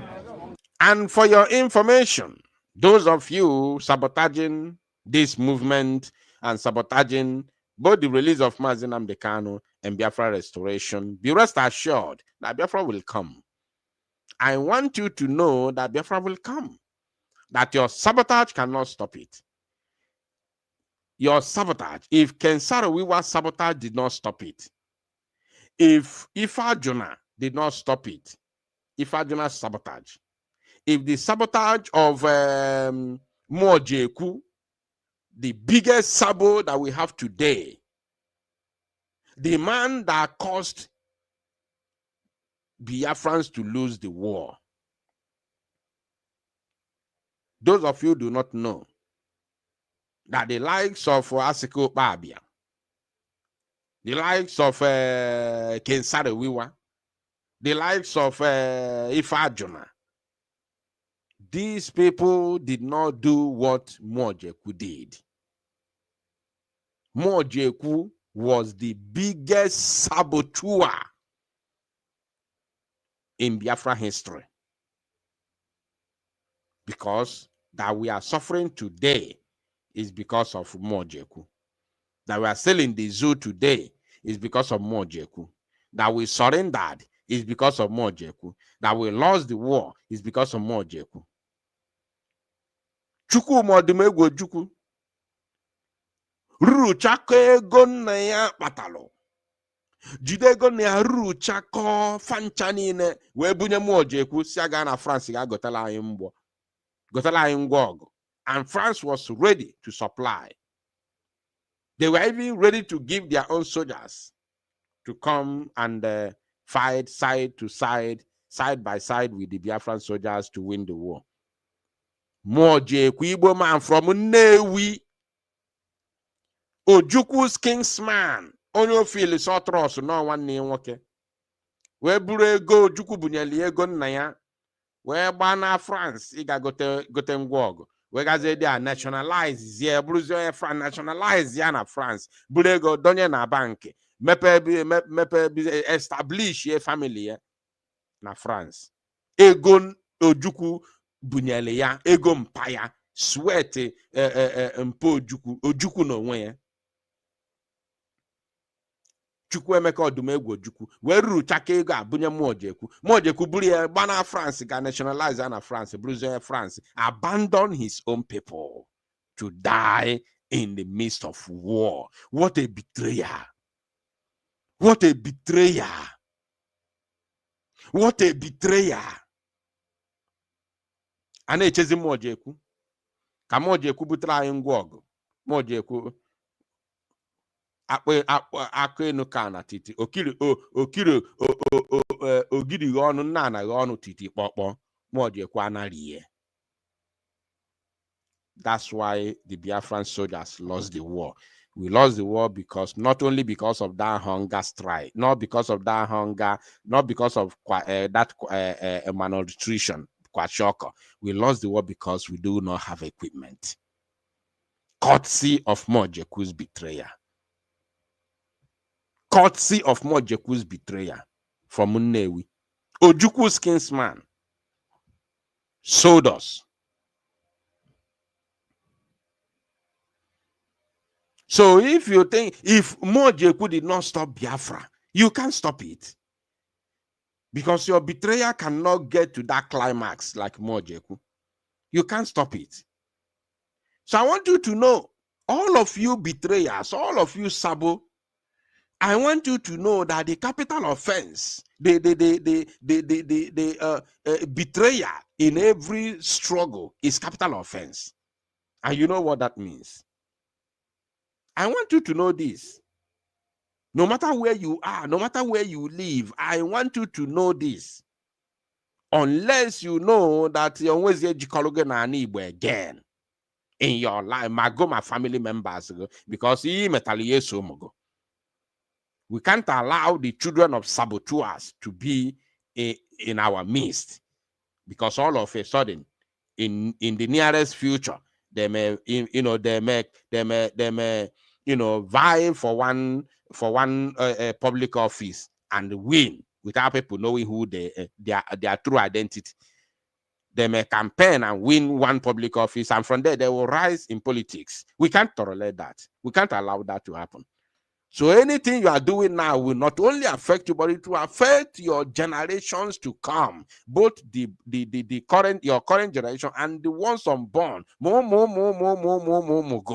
It will affect them, because you can't allow them to be. It's not possible, because tomorrow they might win any public office. We end up being led by the descendants of saboteur, of a man that sabotaged our freedom. So we can't allow that to happen. So whatever you are doing now will affect you and your children. And if you think that Biafra will not come, you are joking. You are joking. You need to open your eyes. You are joking. You are a joke. If you ever think that your sabotage will stop Biafra, you're a joke. If Mojekwu did not stop Biafra, you are a joke. They said that we should bring a letter informing them where we're going to start, telling them the dates, telling them the place to cover. So we have submitted the letter. They are willing to give us security. Now you also know that what they normally do is, when they see that we are working towards positive way of getting Nnamdi Kanu, they will sponsor some persons, in the social media and physically, to discourage you. Please don't allow anybody to discourage you. Now, who are from the line to see me, no, who is only also in the line. I proud. I don't want to have a before. No. So when you get this weekend, then all one living on Lagos, you have to do mobilize right there. All one living on the child, you don't mobilize right there. Yes.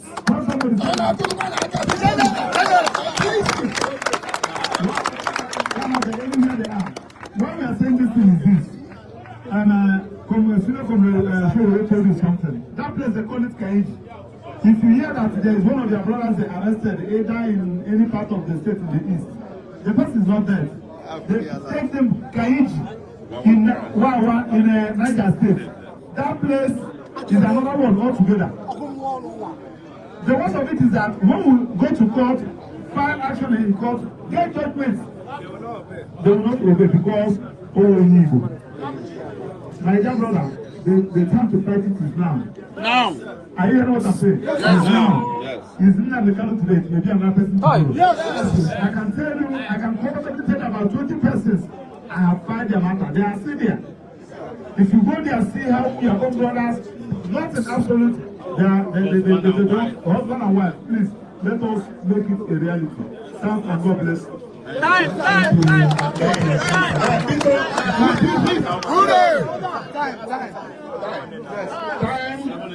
Okay, it is 7 a.m. dot. Don't be late, leave on time, get there on time. On that note, I shall turn over the microphone to Sowore to conclude the address. The venue of this protest is Aso Rock Villa. But the convergence where we'll gather is the Fountain Square. But because of what might be, we will still have some internal strategy to have multiple places to approach the city from. Yes, sir. But you should be around that area, around the central business district is what we call it. So at the Federal Capital Territory. I call it Federal Capital of Thieves. Yes. But 7 a.m. please. We have also 7 a.m. Biafran time is the time that everybody need to gather very early. If you have any of your brothers who want to travel to come, please provide them accommodation. Please, very, very important. Anybody that has anyone who wants to attend the protest from outside Abuja, you are free to provide them accommodation. Remember, nobody is being paid here. This is not a government protest where people are being rented. And this protest, Nigerian youths will join this protest. They will play the major role in this very protest. So Igbo youths, Biafran youths, must not carry last. If anybody wants to join the protest from outside Abuja, provide an accommodation for that person. It is very, very important. Very, very, very important, because they have to come on the 19th in order to sleep over for them to wake up very early to join the protest. Let's continue. No problem. I can stay with you. Or anybody needs accommodation, transportation. We are also using it to call on transporters across the country. Yeah. If anybody wants to come and you are sure, give them free transport to Abuja and back. Very, very, very important, please. If you are a transporter, you are a driver, a public transporter, especially those who travel, from different destinations to Abuja, not only from the east, from different destinations to Abuja, including the Nigerians. Please, anybody that indicates that they want to go for this very protest and you are very, very sure that that person is going for protest, not somebody who is going for his or her personal business in Abuja and want to use the protest as a means of getting a free ride, a free transportation. Please, once you are very sure that that person is going for the protest, you can afford to give that person a free ride. Very, very important, both through and fro. Very, very important. Then these are sacrifices. These are sacrifices for not only for Nnamdi Kanu, but for all of us. Like Maxwell Opera said, today is Nnamdi Kanu, tomorrow it could be any other person, it could be you. It may even be you, not even for Biafra, but for something else. And again, it is very, very important to let us know, since we have made it very clear that this very protest is not for IPOB, it's not for Biafra. If you can provide Nnamdi Kanu's picture make a placard with Nnamdi Kanu's picture, which is written "Free Nnamdi Kanu now." Hashtag "Free Nnamdi Kanu now." This is all that this protest is needed. This is all that is needed for this protest. No other thing. No Biafran flag. No IPOB shirt, t-shirt. No IPOB insignia. Nothing like that. The only thing that you can provide is "Free Nnamdi Kanu now." Hashtag "Free Nnamdi Kanu now." Only that. If you can put Nnamdi Kanu's image, very good and fine. If you cannot put his image, write it on your placards. "Free Nnamdi Kanu now." Hashtag "Free Nnamdi Kanu now." Only that. Don't overdo it, because we need to be punctual and we need to be very, very strict and straightforward. And we want to make it clear, it is a peaceful protest. But it's also their job to make it peaceful. But it's a peaceful protest. Thank you very much.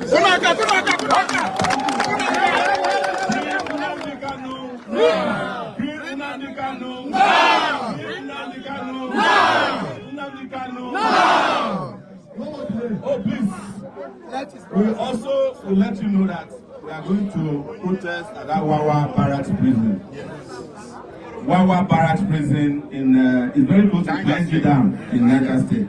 Everywhere an innocent person is detained unlawfully, illegally, and unjustly, because there are some detentions that they claim are legal, but they are unlawful. I am not a lawyer, and lawyers know. Yes, but a detention can be legal, even lawful, but unjust. I am on the side of the unjust part of any form of prosecution of persecution.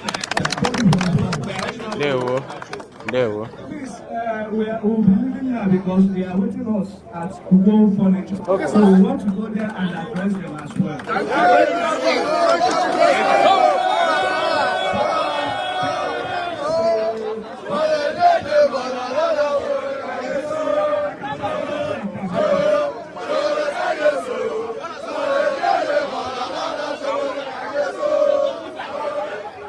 This is very, very, very awesome. Very, very, very beautiful, I tell you. All right, we are going to allow some few people to make contribution. Dimelu, please grab the microphone and speak to Biafrans. We are listening. Biafra Unite, thank you so much. I say kudos to you. I say kudos to Omoyore Sowore for taking the bull by the horn, by taking the God. Epota, where made this thing is a very big kudos to him. Because of why? I want to say a little thing. Because of I was listening, I was watching since our Prime Minister was arrested. That was the only man standing. So since he disappeared from the face, Muna sekwana ka afụkwanụ somebody ndị Igbo a niile na-aba mba na nke a na-eme nke ọzọ na-eme this one na-eme to come out and do something. None of them did something. Now, somebody that is not an Igbo now pick it up by himself and say, let's do this. That day, just like what Omore Sowore said, that day, all these people now, AUZU, Madden and the Kala, Hamputana television station, I said, yes, we are doing this, we are doing that, we are working on it. Both all those governors, all these religious leaders, hang on our wardrobe, campaign, you know. So now is the time, who is who. And another thing, all our Igbo brothers and sisters in the business anywhere who wants to reach Obundi Igbo no there. Mega Abuja, Mega Abuja, that day was a ghost town to send a strong message. Ebo Buneno. Ne potara there physically, but me potara there physically. Let your shop, let your business be shut down. Because of since this thing has been happening since on Monday, it's just like what you said now. That video you showed there about that destruction of that house, I have saw that video. When I see that video, I was just like I said, okay, this is the prophecy of Nnamdi Kanu. That Yambro our people gave me go back to broadcast our leader Mere. All our people, especially the ones residing in that Lagos, when that conversation Kunle and Shetiman Likri, all when these people will be done with you, then we come first, destroy all your property. Destroy your property, then we come house to house. So, but today, on amazing happening. If people no, yes, so much Nnamdi Kanu this is prophecy, but we take it seriously. You know, so now this opportunity have come now. Kita ka aga mama ndị Igbo ife a na-eme ha n'ọnọdụ ha nọ n'obodo ha mkpọrọ Nigeria. Ọ na ọ dị ha mma ha pụta ya mbụ na ha like that ọnọdụ ha pụtakwara for this protest, but ya mbụ na ọnọdụ ha adịghị ha mma na ha chọrọ mgbanwe na ha chọrọ ibi ndụ ka mmadụ bie ndụ ka mmadụ na-abụghị ka anụ mbi n'ime ọhịa. All of them should come out for this protest. Maybe physically, but share your shop. That is also a call ham non. Biafra unite. I say may God bless us. Money why go see Chishik and all of America Bunkaya at the end. Ndeo Mazi. God bless you too. Thank you so much. All right. Kachidan, please grab the microphone and talk to us. Kachidan, can you hear me? Kachidan is not paying attention. Please grab the microphone and talk to Biafrans. Yeah, Biafra Unite, good evening. You are welcome. Go ahead, please. Thank you. Thank you for welcoming me. I have heard all you have said. It's very important. If you know that you are against Sowore, not to protest to release our leader, Nnamdi Kanu, you better stay at home and mind your business and let Sowore, because there are some of our Igbo politicians and content creators like people like Nonsonkwa. Nonsonkwa have never appreciated what Simon have been doing for Biafra to come and for Nnamdi Kanu to be released. Nonsonkwa have never one day organized a protest that we should protest to release our leader, Nnamdi Kanu. Nonsonkwa have never said that, because I always hear him complaining. Sometimes he will say the government should put fire on the, what they call it, inside the bush, so that the bush will be burning, so that those criminals will come out. Who is he referring to? He's referring to the Biafra Liberation Army. He's not referring to the Funanis. He knows what he's doing, but he will come out and be saying all those things. So please, Biafrans, we should support Omoye Sowore. You know, even though our leader is not going to come out on that day, but it is a history that Omoye Sowore, a Yoruba man, and Atiku, we are part of the people that protest for our leader to come out. So it's a good thing. I welcome that. And Ikukuna, God will bless you. You are doing a marvelous job. You know, you are doing a marvelous job, and we are listening to you. I say God Almighty should bless you, and we are praying that Chukwokika Biama should help us and bring our leader out. So, and when he's coming out, we want to see him with the Biafran flag. We don't want to be part of one Nigeria. That is our target, and it's our hope. God bless you. God bless you. When he mentioned the article, my mind, I just remembered something. I saw a comment. I saw a comment on one of my broadcasts. That comment said that Biafra Unite, you a thief. you're a criminal. I think that comment came when I made a broadcast a couple of days ago. When I made a broadcast that Nnamdi Kanu has appointed Obiaguocha to, to lead the negotiation with Tinubu and the presidency for his unconditional release. One idiot made a comment, Biafra Unite, you're a criminal, you're a thief, you are this, you are that. Nnamdi Kanu can never appoint any Igbo politician under Nigeria to negotiate for his release. I say, Okuchonura. Okuchonura. Wekuziesio. Oge Kerafaya. Kerafaya Abaribe stood as a shorty for the release of Nnamdi Kanu.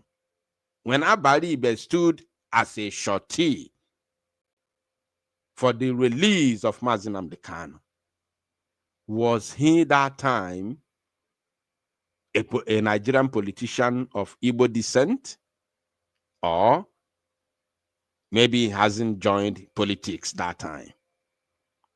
What you don't know is bigger than you. Nigerian government is a political entity. Nnamdi Kanu is an individual. So if the case of Nnamdi Kanu has anything to do with out-of-court negotiation, Nigerian government would also want some people that they recognize within their ranks to be involved in that conversation. Especially when the negotiation is not, or should I say, is strictly for the release of Nnamdi Kanu. Strictly. But when the negotiation is strictly for Biafra, strictly for Biafra restoration, then we decide who will be involved in the negotiation. But when the negotiation is strictly for the release of Nnamdi Kanu, the Nigeria government as a government entity would want some recognized individuals within their ranks to be involved in that negotiation. And individuals like us cannot stop it. So what you don't know is bigger than you. The idiot was busy typing nonsense because, of course, phone, na keyboard on a phone. Oh, yeah, batalu nuche form or then a comment section. Are you going to stop him from typing nonsense? You cannot stop him. You can't stop him. So, Kachidan, you have the last opportunity. Are you available to speak? Kachidan, 1 more minute for you. Are you available to speak? No, you are not paying attention. I will allow only 2 more persons to speak. If I do not welcome you, please, of course, bear with me. I'm sorry.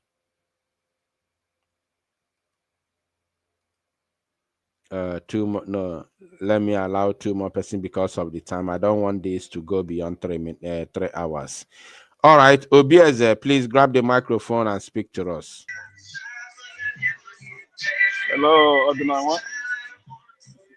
Mazi, you're welcome. Yeah, good evening from my end. And good evening to all the new Biafrans. Yeah, my brother, this is the time. Oga Kalakerigo. Oga Kalakerigo. Yeah, it is time. It is a joyful time for all Biafrans to celebrate. because some people think that we are already at the end of the tunnel, that there's no way going back or front. That all of us, we are stuck in one place. So either we follow or we back out. But what they don't know is bigger than them. Sure. Yeah, I think this time around, our prime minister will be one of the happiest men too. And yes, this is the news that is flying all over the world right now. Yeah.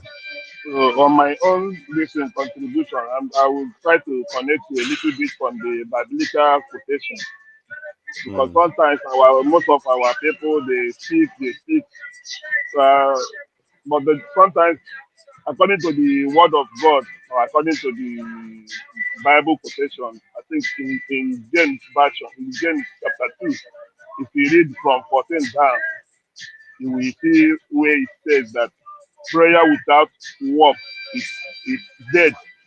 It's very useless. Prayer without work is dead.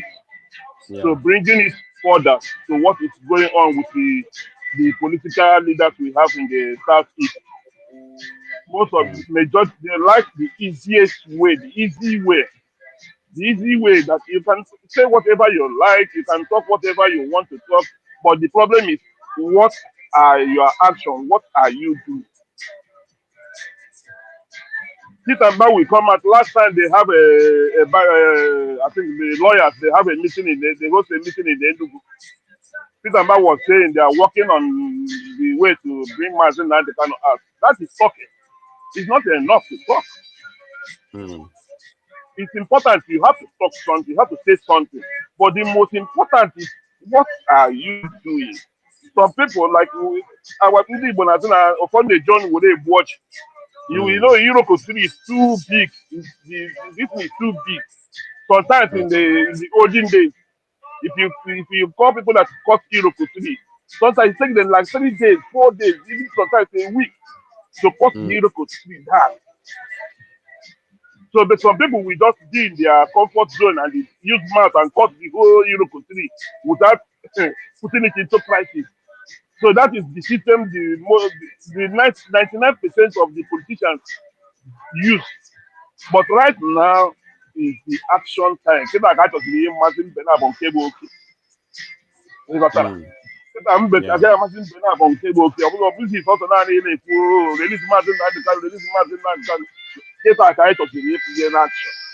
Ihe anyị na-agwa anyị release osimiri n'obi were pụta. Show yourself. Show yourself. Right now, put your name down. Let us know. Ka anyị mazie ndị na-egbu anyị na ndị ha na-akpọtụ na ndị na-ata anyị wichi na so this is the time. Let us support. Ihe ọma anaghị agbara ya anaghị eji enyo were enyo. This is one of the best things since I have been following this Biafra struggle. This is one of the best things that has ever happened inside this struggle. Yeah. This protest that is coming up on the 20th. So it's a special day. It's not only for Biafra struggle. It's both for freedom, both for marginalization, both for anything anybody can bring out. Like what Abe Gobi was saying 2 days ago, yesterday, that in the southeast we have 5 states. There's no seaport, there's no airport. All this is opportunity for you to show that your anger. This is a big opportunity for you to come out. Even if you don't come out, if you don't go to Abuja, every week it's opportunity for you to just close your business. Let us do this once and for all and see how it will be. Because this particular thing, they have been, even Matt Simon Eber have been calling for this sit at home for a long time. Even Obadiah Ma last year bring something, this type of idea. Let us do one thing so that this government will know that we are the people, we are the government. So my brother, this is the time. Let us, the most important thing, as this thing is going on, we have to take record. Yeah. Any action that anybody plays, we have to take record of it. Yeah. Whether you are in support, whether you are against, this is the time right now. So this is the time. This is the kind of freedom. This is the time. Let us come together. Let us come together and support this big opportunity. My brother, this is the only thing I need to add to this Ndewo. good, this nice program this evening. May God Ndewo Almighty mazi. continue to bless and protect you. Ise. Ndewo. Thank you so much. May God bless you too. Adandibo, please grab the microphone and talk to Biafrans. Wow, ikukunna mgbede ọma ezi nwanne m unu ma na-apụta Onugi na-apụta loud and clear. Please go ahead.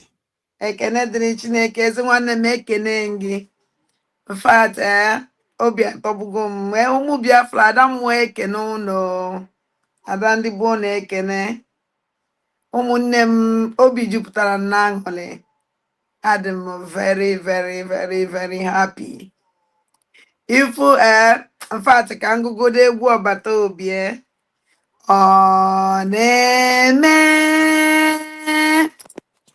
ihe na-adịghị ekwe omume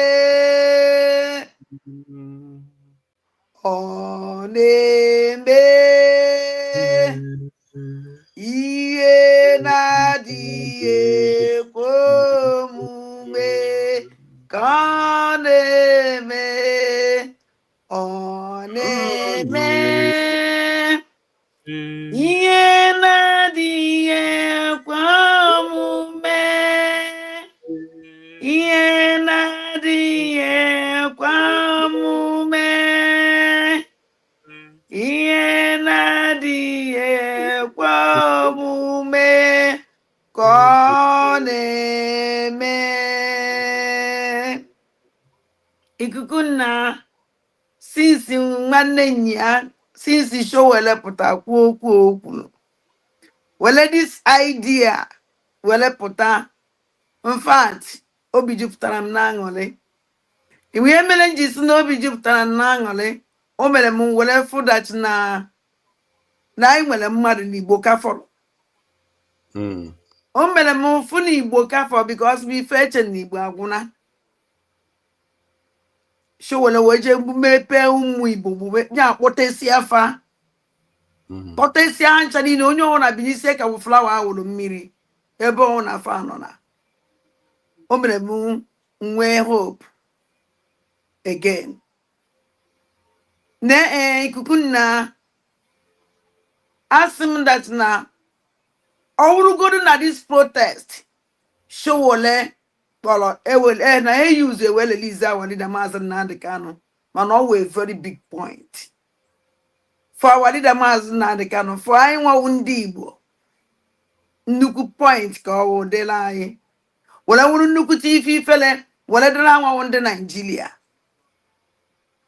o nwere okwu ikwuru nlarikiri karịsịa and adị m happy na iwepụta that point ebe ikwu sị na this njem a awọkwa this protest awọkwa ihe Biafra ga-amarakwa ya amara na ọwọkwa ihe Biafra ka ọwụ because onye kpọrọ the protest ahụrụ onye Biafra ndị niile nọ na ya awọkwa ndị Biafra n'ivin ndị zara oku the protest sef before ndị Biafra ndị Biafra bịara awụrụ ndị Biafra so o nyere m obi aṅụrị n'okwu ahụ ikwu maka ileziri very big point that place na-asị Chineke gọziele gị na ọnụ mmụọ ka ewu mgbe na-ayọkwa ndị be anyị na-asị fa that day ordered na that on Monday a na-eme sit at home na onye ọbụla ya eje Abuja ma ijele Abuja o ma ije ha Abuja ebe ọnwụ na ịnọ na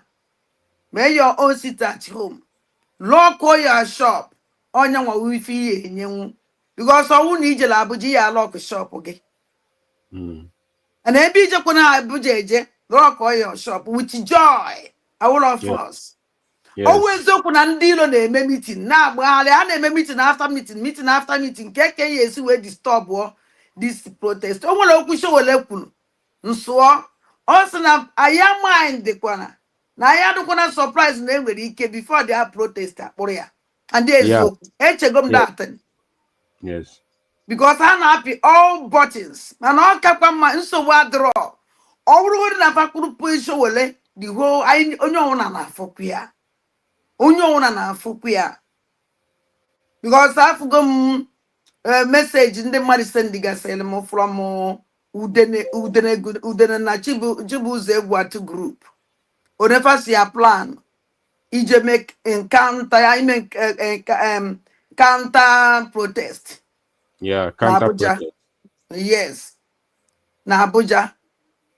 So ụmụnne m onye ọbụla jisi ike ọkwa otu a ka o ya adụ one day that hope agha iche na ya elu uzugo maka Biafra otu a ka o ya esi wee bịa otu a just like this na-atụbaghị anya na-ebunye ahụ onye ka nke awadịna maazị Nnamdi Kanu si ka ọdụ ọbata obi esi na ihe alahụ ụla na Nigeria wake up in Biafra land ihe ashowole mere Yes. na mgbe ahụ nke ihe afọ that na hope niile aha iche na ya eluzugo ya eluzube ihe adị m happy n'ihe a na-enye niile na-emenụ onye ọnwụ na onye afọbeghị ụzọ ekwesịghị ịfụ ụzọ onye kpuru isi anya ya kwesịrị imepe onye nwere uche kwesịrị ịbata ya n'ime arụ ka ọ marazie si kedu ebe ị nọ kedu onye ị na-eso who is who ikuku na aṅụrị na-enwe ụdachi na anyị nọ ịtara anyị dị anyị si eje because ebe ahụ mmadụ ebe ahụ ka anyị nọ and ebe njọ dị anyị adịghị nọ na ya adị Chineke ekwekwere ka anyị nọrọ ebe njọ dị Exactly. ka anyị na-anọ sọ nsọ ebe mma nọ ebe inu na ebe nyawo ebe mmiri na-awụnye enu iwurube na-ada ọwụrụ nke ngọzi ebe anyị na-anọ nna m ana m ekene gị ikuku na si chi m gọziele m gị ezi nwanne m wee na-ekenekwa ụmụ Igbo mụrụ nze mụọ ọzọ ụmụ ike njaba ụmụ aja na Igbo anya na m asụ unu ekene dịla unu jisi n'ike ụmụnne m unu eluzne hope otu a ka o ya esi mezukwa n'ebe njebe anyị na-eje dị mgbe opi ike a ga-ada hei Chineke were na ife mere nke Sowore were marazie mgbe opi ike ahụ ya ada mgbe o ya ada do ya heta aka ọ daa ana m ekene ọnụ ikuku na chimgoziela gị ezi nwanne ka hapụ m ijite gị aka Ndewo Adanne. Ndewo. ka chifo na ụmụ Biafra ka chifo na ụmụ Igbo. May God bless you. Ndewo. Because of time, this is now 3 minutes past 3 hours. 3 minutes past 3 hours. 3 hours, 3 minutes. And I still have a lot of people in the studio. I don't know, should I just allow 1 or 2 more persons to make their contribution? Oh my God. Okay, I'm going to allow 2 more persons. Please make it one minute. Please air your view in 1 minute that we may shut the broadcast down. Christy, please grab the microphone and speak to us. Christy, can you hear me?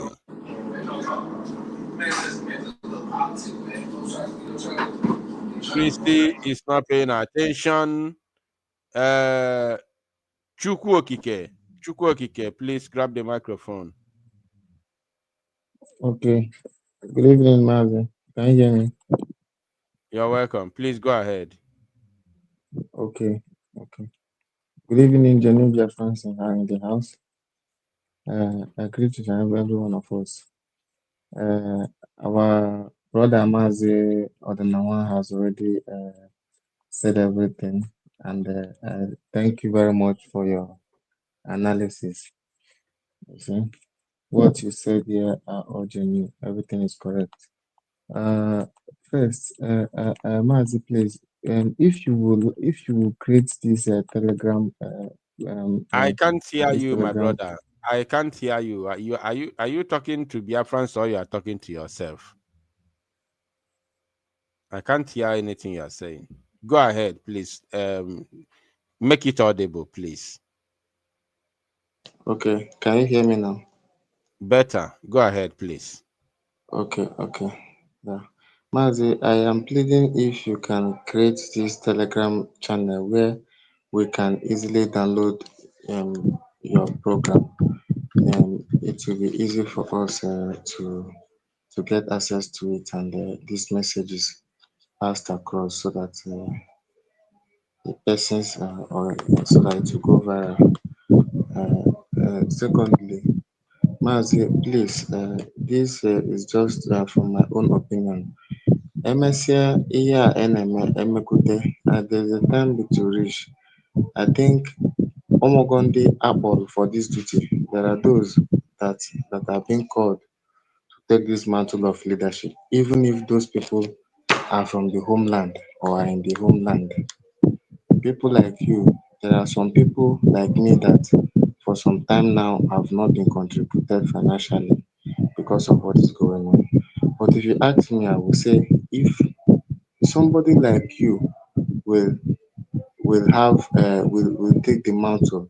Now all I just need is a reliable source where if I bring my money will go directly to the men on ground for what is to be done.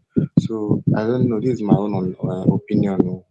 Ọ bụ na ọ ga-adị mma, ndị e nyere ọchịchị is not much that everybody will be abroad before we can give them position. And you can see those people in abroad, we cannot have anything to write home about them.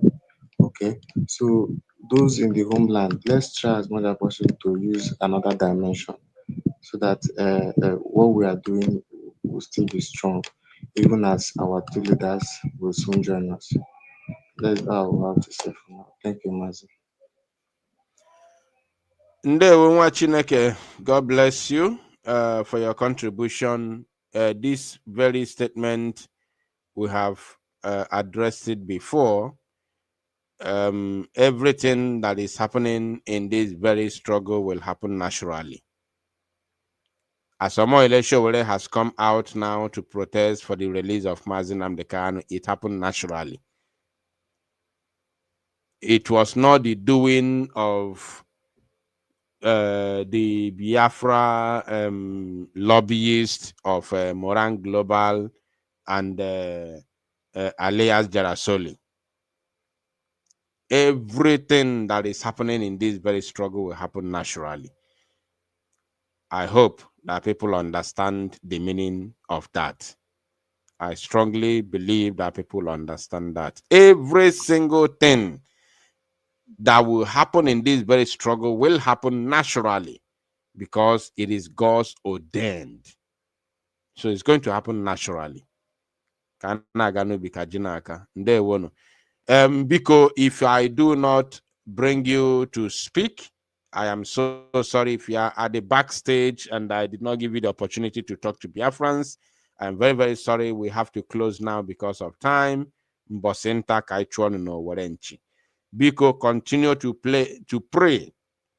Continue to pray for the well-being of our leader, for the health of our leader, Nnamdi Kanu, and of course, continue to pray that our Prime Minister Mazi Samon wins in the Court of Appeal and put our men on ground, the Biafra Liberation Army, into the hands of Elohim. And I pray for all of you, great Biafrans and lovers of freedom, whatever you are doing, whatever you lay hand upon that is of good, may you prosper, and may Chukwokika bless you. Also, commit this upcoming free Nnamdi Kanu protest into the hands of God.